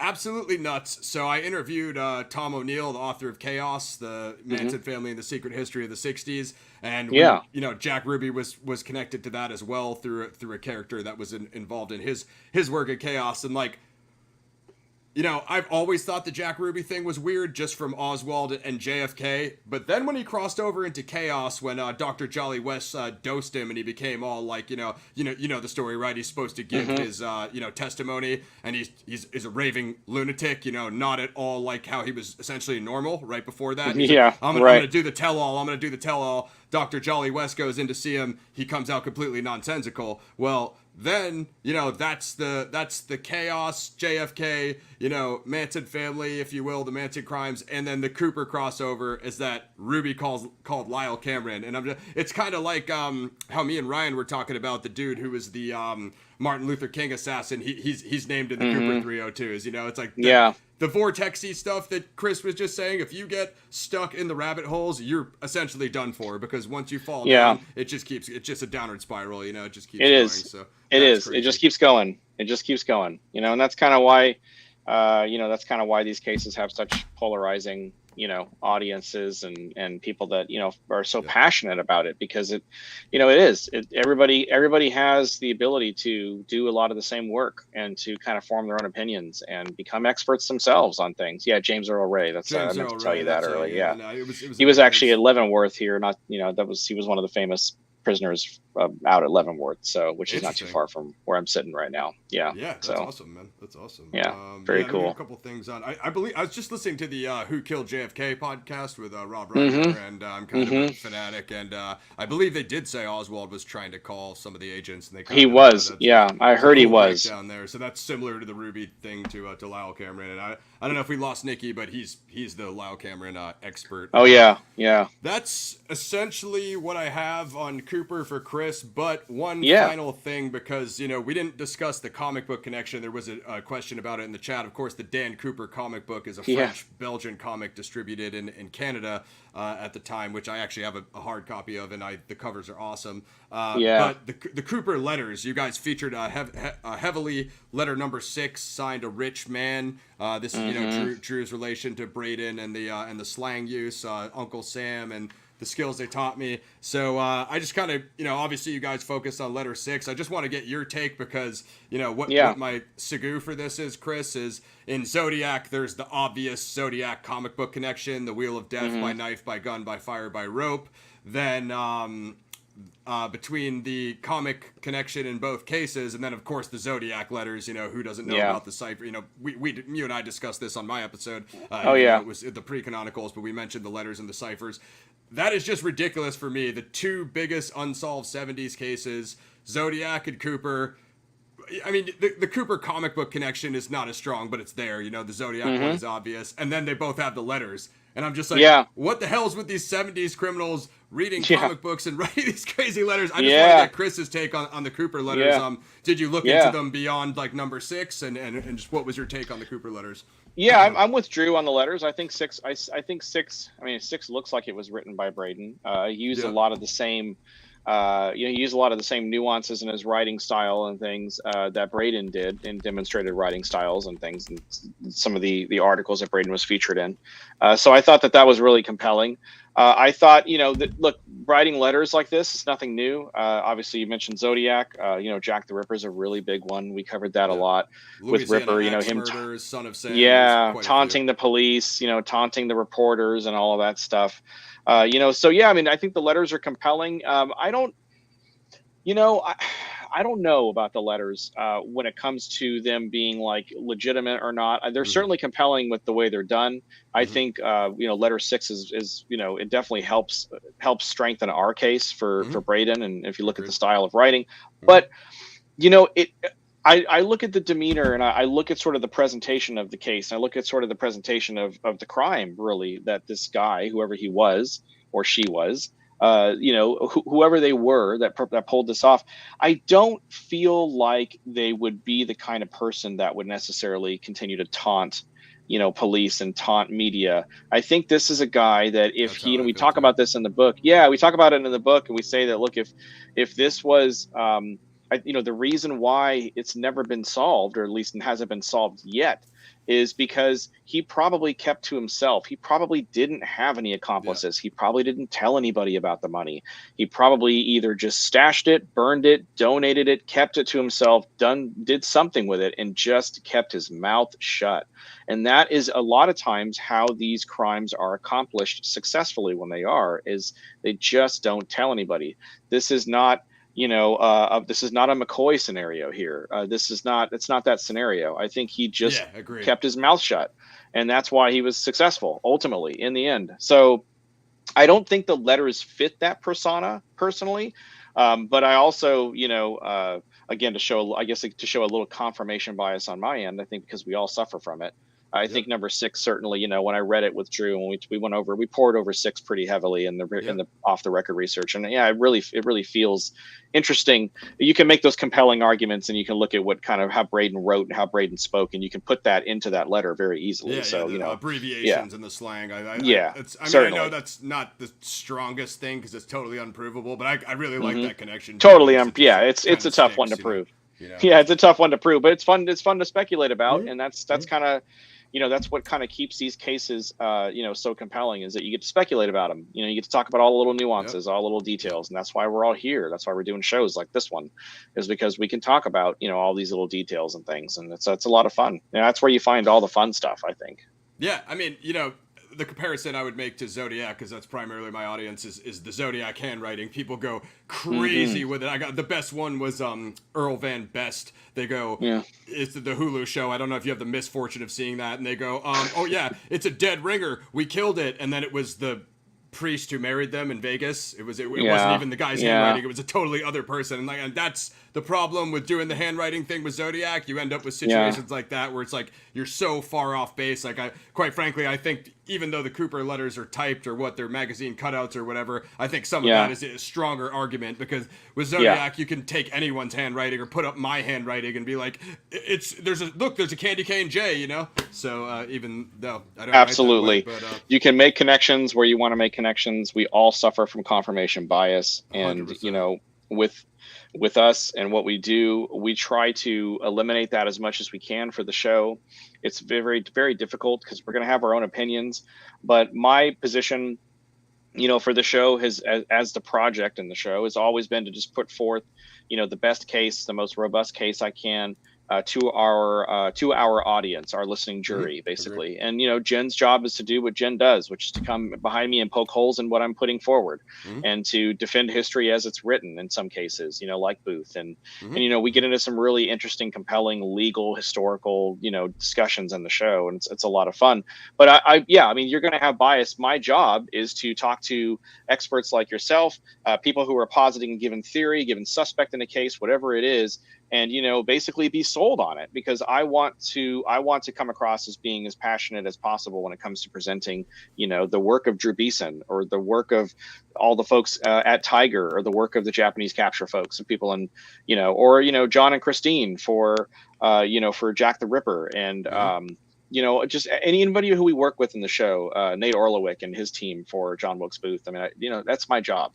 That's what I do. So man, the 18, what was it? The 1865. Dude, those guys were amazing, man. I know they're like the historical authorities on the thing. Oh man, shout out to just how they knew the material. I was like, I can watch a history documentary like the rest of us, but like, you asked those guys direct questions. They had dates. Look, he ran over the bridge. He did this. Like, they knew it to a T. And I was just like, man, that amazing. was such an interesting season. I was like blown away by that. We had a lot of fun. It was a wonderful. I would encourage people, if you want to really get into the, if you're not an Earhart person or an aviation person, and you want to get into like some really good historical mystery. I would say definitely check out our Booth segments. We did 5 pieces on it. We had some of the folks from 1865. Shout out to Eric Archilla, Stephen Walters. What those guys did with that show, Lindsey Graham and the team at Wondery, like what they did with that show is, it's amazing. And we were lucky enough. Geniuses. They really are. And we had them on we had Stephen and Eric sat in on our roundtable retrospective with Dave Taylor, who I'm going to tell you, if there's no one on the face of the earth that knows more about John Wilkes Booth, his movements, in and around, DC, and everything that happened in the fallout after the assassination, like he is the guy. And he's humble about it, but he knows everything. And we had some fantastic people between those three, between, Nate and Emma Hinkle and Allison Bruning and everybody we had on the show. It was a fantastic show. Mark Zaid killed it on the show, and just giving us that history lesson and taking us back to 1995 in that Greenmount Cemetery, exhumation, trial that we got some legal history lessons from Mark Zaid in that show, which was really 100%. Cool. And so I encourage people to listen to that piece. The Booth piece is a lot of fun, and it's one of my favorite personal pieces we've ever done. So of course, I was blown away. I mean, I was kind of checking in with Chris as I was, I'm like, hey, dude, I'm going back through everything I could find. I'm like, this is freaking amazing. I mean, of course, as I told you with Jack, I loved how you guys covered like the possible, unconfirmed pre-canonicals, which of course, as my audience knows, that's my angle for Zodiac. Yes. So, yes.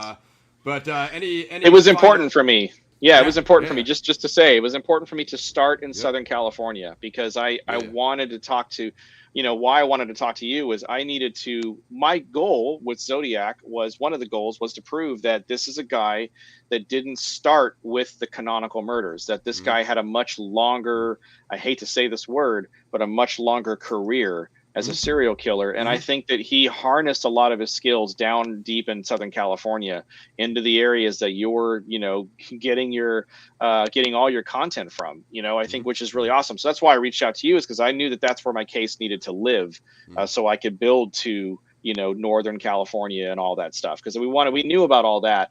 I wanted to touch on Riverside. Sherry Jo Bates is a big one for me personally. I wanted to talk to you about that. And I loved a lot of your comments on Sherry Jo Bates and kind of how that worked.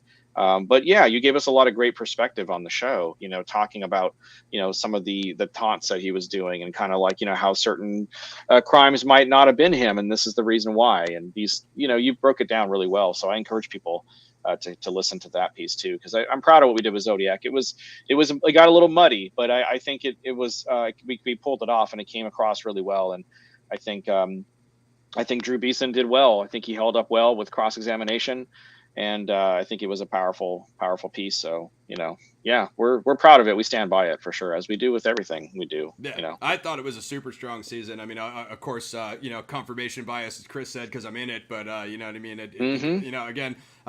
Just for my audience who may not have seen it, if you guys like my Zodiac Files series, me and Chris kind of went in depth on the pre-canonicals. In the episode I did with him, and then it kind of builds up later to Drew and his suspect, Donald Lee Cheney. But did you have, for one, any other questions for Chris in the chat? Get them out now. And did you have anything else for me on Zodiac, Chris? Or? No, I think, that was basically it. It was a lot of fun working with you and going through that case. It's a really horrific case to go through.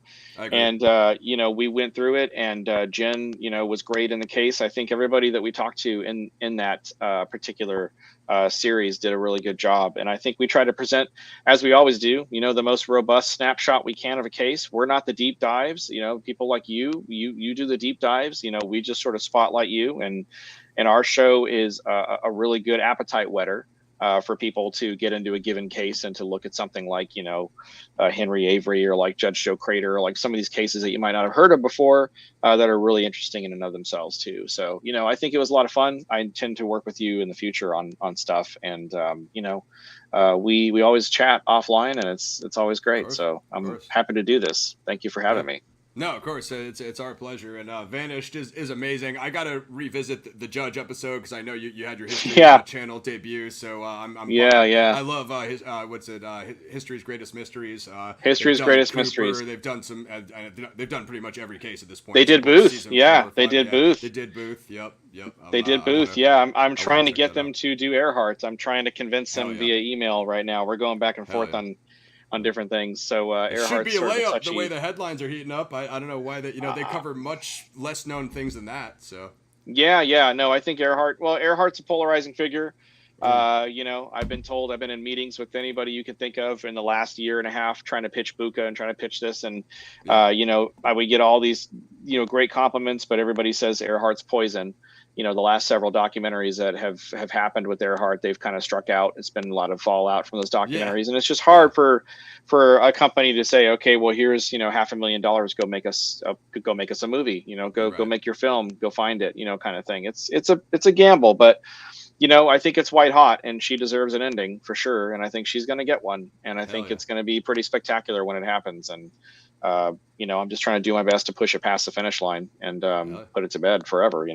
Yeah, so. I think, I so wanted to go back to the beginning of Chasing and be like, I got to get the full picture, because that's how I am. Then when the Tony that's a thing task. happened, it is, but I'm up for the task. But then when the Tony thing happened, I'm like, okay, well, I have to listen to this. But I was already messaging Chris like, hey, he dropped some spoilers, like, hey, he's coming on, and I was like, all right, well, I'm gonna have to listen to this one, even though I have zero context for this case. But I'm like, crap, if they crack it, I got to be tapped in. So if they crack it, and that's and they might have, I mean, we're hoping, fingers crossed, it's good either way, if they crack it. I think if it's her, we still go to Buka. That doesn't change anything, because we still really, that if it's her playing out at Howland or wherever they're at, it's really a good thing for the idea of the two-plane theory, because that means we found one of the two now. So now if we go to Buka and it's a Lockheed 10E, that's really interesting, and that kind of changes things, and it allows us to sort of rewrite history a little bit, which is going to be kind of fun to do. And it has consequences. It has ripples. This is going to affect FDR's legacy. It's going to affect Eleanor's legacy. It's going to affect Jackie Cochran's legacy. It's going to affect Earhart's legacy. A lot of different people are going to be sort of rattled by what could possibly be coming out of Buka. So it's interesting, and I hope it's solved soon, and I'm optimistic that it will be. So, Yeah, I mean, it opens up a whole new mystery, as you're saying too, right? Like you maybe you get an answer on Earhart and Noonan, but then you get more questions with another find. So, man, I don't need to tell Chris. He's spent literally years on the thing. So that would be very, very, that would be very appropriate for the Earhart case. That this ends up being, just another left turn and just more questions and answers. Almost like Two Suspects in Zodiac, as you were saying. You know what I mean? It opens up a new parallel. So Flag Nasty. So Drew always talks about, Zodiac writes this letter after Blue Rock Springs, referring to Lake Herman Road. That was the beginning of my collecting of slaves for the afterlife. But that's also the Zodiac persona. So if you revisit my episode of Chris, you can see what I said about that. Maybe Zodiac, sharpening his blade, hate to use that phrase, Chris, so to speak, is not necessarily him with the self-worshipping, semi-satanic belief of collecting of slaves. But I don't know. I mean, people go back and forth on this. We've all kind of just, myself and Chris in the chat, we've all just alluded to it. But like, to run up and kill those random kids in Lake Herman Road, like it doesn't strike me as a first-time killer. I think Chris, kind of said his opinion that he kind of tends to agree with me on that. I think Tom Voight, probably the authority on the case, tends to agree with me on that. I hope I'm allowed to say that, Tom. And then another one they float is Lake Berryessa is a copycat.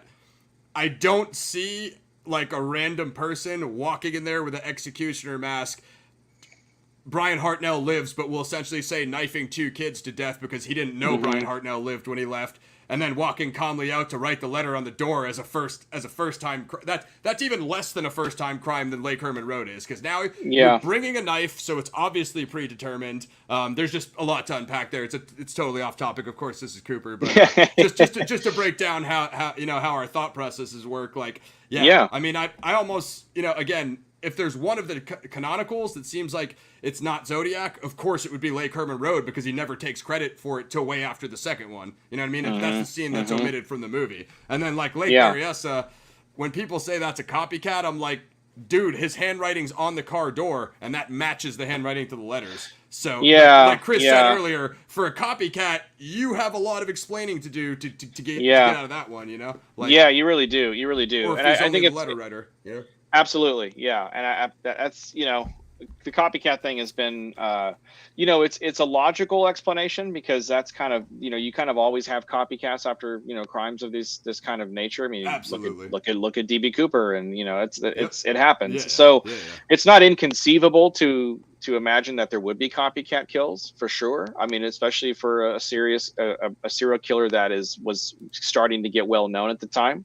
There'd want to be people that would kind of copy that. But I think it's all the same guy or guys. I would say Zodiac Killers. I think that's kind of what and it's funny. It's just on a side note. It's funny. After we finished the night we finished Zodiac, I think, and released part 5. I sat down and we watched Scream. And I hadn't seen Scream since theaters, and I had forgotten that there were 2 killers in Scream. Spoiler alert! I'm sorry from your audience, probably. So it's if you haven't seen the movie by now, it's spoiler alert. But okay. But I had totally forgotten about that. I just thought that was like appropriate. I was like, oh, that's interesting. I just worked on presenting 2 killers, Zodiac Killers, and now I had forgotten about that little tidbit. So 100%. Interesting thing. Just because we brought up movies and this is a movie review channel. I'm a movie freak, so yeah. when you were doing your Zodiac season, did you rewatch David Fincher's Zodiac, or had you already seen it? I did. Back in the day? No, I watched it. Well, both. I watched it Mm. back in the day, and Mm. I sat down with my father-in-law actually, and we watched it. You know, and it, you know, he was into it, and we wanted to see it. And I don't think he'd seen it. Mm. And yeah, well, I did watch it, and I consumed a lot. Typically, like I do with most of these cases, you know, we're in pre-production for Jesse James right now, so I'm you know, Nice. I'm knee deep Love in that case. I'm knee deep in Jesse James stuff and reading a lot of books and talking to my experts and stuff right now for that presentation. So we did the same thing for Zodiac. No difference. We did it for Jack the Ripper. You know, we go into pre-research, we study for some time, and we work with our guests for some time. You know, I worked with Drew for a long time, presenting not only for Braden but then presenting for Zodiac. You know, it's a lot. It's a process going into the show and doing the show that we do. It's not just willy nilly. Like we really do sit down and talk with our experts at length. And so no, it shows. Yeah, it shows. You know, yeah, for sure. But Zodiac, yeah, that film. Appeared, it showed. You know. Yeah, well, thank you. That film, but that film was a big part of the research. I loved the Arthur Lee Allen stuff in it. I loved the way it was played. I loved the way it was acted. It was very good. And yeah, 2 thumbs up for that one for sure. Yeah, I just got the Blu-ray copy with all the extras. Of course, it has the documentaries and stuff. So I'm kind of going through the special features, and I was like, you know, very cool. I'm sitting around. I'm like, wait, why don't I have a copy of Zodiac? Like, isn't that right on the channel? This is probably what most people would ask me about. I was surprised how much they covered in the dialogue. Of course, they have the Sherry Joe Bates thing when Toschi and Paul Avery go down to Riverside, and then they actually reference the Kathleen John scene. It's like meh to me because I'm not sure that's Zodiac, but of course they got it in there. And it's neat that it's in there though. Sure. And some of the dialogue, I mean, just even the way, just like kind of the Blue Rock Springs, you know. His face is kind of like obstructed, so you only see the lower half of his face. If you think about it from the perspective of looking outside the car, that's probably what you would see. So I mean, Fincher's attention to detail is, you know, second to none. Very good. I mean, very good. Doubt, you know. So I don't love ALA, absolutely. but as far as from the way things are, you know, costume and detail wise, like right. Chris said, I mean, there's almost none better than Fincher. Of course, Brian Hartnell makes a cameo in the movie, the actual victim of Lake Berryessa. So there's just little footnotes like that are just, I don't think any other movie is ever going to hit that, you know. A lot of attention to detail for sure. 100%, yeah, and that's where all the love is in the detail. That's what we try to do for everything we do, you know, for the show and for all that. It's a lot of the detail is really important. I agree. Yeah, I think I was on like my third watch, and like just, you know, the little things they alluded to in the dialogue, and I was like, you know, I don't love The Suspect, but there's actually a lot in here case wise. You know, they talked about like Ratatouille and some of the other things. So, you know, I think I covered this with you. Ones that Zodiac wrote about in the letters where he kind of threw his name in the hat, but you're like, you know, some of them were solved, like Snoozy Furlong, and you're like Sacramento Highway Murders. You're like, yeah, that's Donna Lass recently was identified. I'm sure you heard about that. Yes. So you're kind of like, it doesn't look like Zodiac, but it sets up those patterns of which we talked about with Chris on Vanish. I've had you for a while, brother. I want to get you back to Jesse James and Earhart and the Gardner Stewart heist. But let's plug your stuff before we get out of here. Vanish Pod, go check that out. Plug your socials. Take the money and run. I love the title, by the way, Chris. Oh, thank you. Thank you. Darren Schaefer with the foreword, Bruce Smith with the afterword. I highly recommend the book. And then Rabbit Hole, get that too. I haven't read it yet myself, but I will. So well, hold off because there's going to be a second edition coming like anytime. So I'll wait we have for a that. second edition. Yeah, it's going to be even longer if you can believe it. So it's going to be coming. So that's going to be coming pretty soon. I'll make Chris sign up for me. But yeah, plug your links, plug your socials, where can people find you? Yeah, well, I mean, you know, just basically at Vanished Pod is where you can find us. You know, online. We have a Facebook group. You know, you can join that Facebook group and talk about our cases, talk about what we cover on the show. You know, just find us on every major podcast platform. We are everywhere. You know, Apple Podcasts, Google, Spotify, all that jazz. You can get my books, Rabbit Hole and Take the Money and Run. Also working on the Booth book that is potentially going to be dropping sometime toward the end of April. We'll see if we can nail the date. If not, it'll be very soon. That'll be the third book in the series, and we'll have some new material in that. So that'll be really cool. So that's coming out, and you can get those on Amazon. And it's going to be you know, fun couple of months. I got some lectures coming up, and I got some stuff going on, and some signings and all that jazz. So we're gonna keep going, and we're in pre-production for Jesse James right now. So we're in full research mode. The show is in a hiatus, but we will return with Jesse James, and it'll be great. So that's amazing, man. I'm super grateful that you guys shine the light on me and PXF and the Zodiac Files Yeah. on the Zodiac season, and this is us getting you back a year and a half later, or whenever that was that we did that interview. But shows are gonna be way more regular, just for my audience knows. There's been a lot going on, but the shows are gonna be way more regular. So seems like people enjoyed Chris. Hey, it was a lot of fun. Thank you for having me. I appreciate it. And yeah, you were amazing on the show, and I look forward to working with you. And yeah, I mean, thank you for having me, sir. Appreciate you. Of course, as always. man. Whatever I can help you. I'm gonna get the description updated, but we'll have links to Chris's books, the show, and is there a main website as well? Or there will be. We're redoing it right now, but just socials. Audio Boom. I'll send you the link, so the actual channels at Audio Boom, and then you can find it on every major podcast platform. So yeah, we're everywhere still. Man. Yeah. Awesome. Chris, co-host of Vanish, author of Rabbit Hole, Take the Money and Run. Man, the shows are amazing. The books are amazing. So support this guy. Super chill, humble, cool dude. Definitely will be working with Chris in the future. So. Yes. Hey, thank you, Ross. Thank you for having me on the show. Thank your audience. You've all been amazing. Great questions. And thanks for spending a little time with me tonight. I appreciate you all. Awesome show. Bit of a pop-up show. You guys wouldn't believe we've been planning it for years. And then, Chris. It just happened literally. He's like, my night's clear. And I'm like, let me run home and finish the book. And that's how we do it at PXF. Yeah. So we brought the show to you guys without further ado. That's how we do it. Thank you, Ross, for pushing. I appreciate you, man. No, it's awesome, man. You're the man. Great show. Shout out to everybody who came through. Appreciate all the support, guys. Zodiac Files. Episode 4 coming very soon. I'm sure that's what you're all waiting for me to say, so putting the final touches on it. Thank you, Chris. Thank you, man. Have a good night, everybody. Thank you, brother. Bye-bye. Just do my outro. So there he is, Chris W., author of DB Cooper, Take the Money and Run. Is that what it's called? It's called Take the Money and Run, The Vanishing of DB Cooper. Author of Rabbit Hole. The Vanish Pod is sick. Of course, there's the Booth season, the Jack season, the Zodiac season, and then of course they do Chasing Earhart, which is kind of the main series over there, if I'm not mistaken. I'm gonna dip out in a couple minutes, guys. I got things to do, places to do. I gotta finish packing. But if you have any final questions for me, shout out to Mr. Flack Nasty for the super sticker. Really appreciate that, brother. Hope you keep winning those scratch tickets. There's gonna be some Zodiac interviews. I have more material to cover with Mike Rodelli. Gonna be working with him heavily.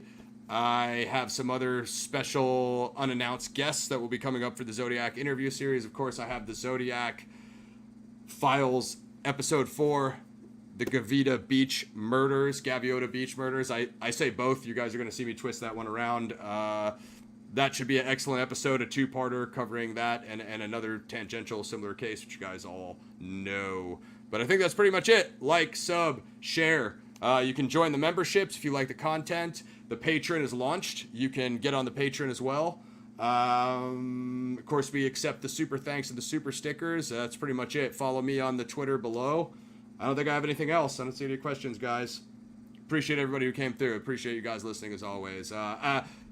There's going to be a slight hiatus on the show, guys. I'm away for about a week, just over a week. So I'll be back end of the month. There's going to be some new Zodiac Files interviews as soon as I get back. Hopefully followed by episode 4. Thank you, guys. Appreciate you guys watching. The show is nothing without you guys. I'm out. Like, sub, share. We're out. Subscribe. Buy the books.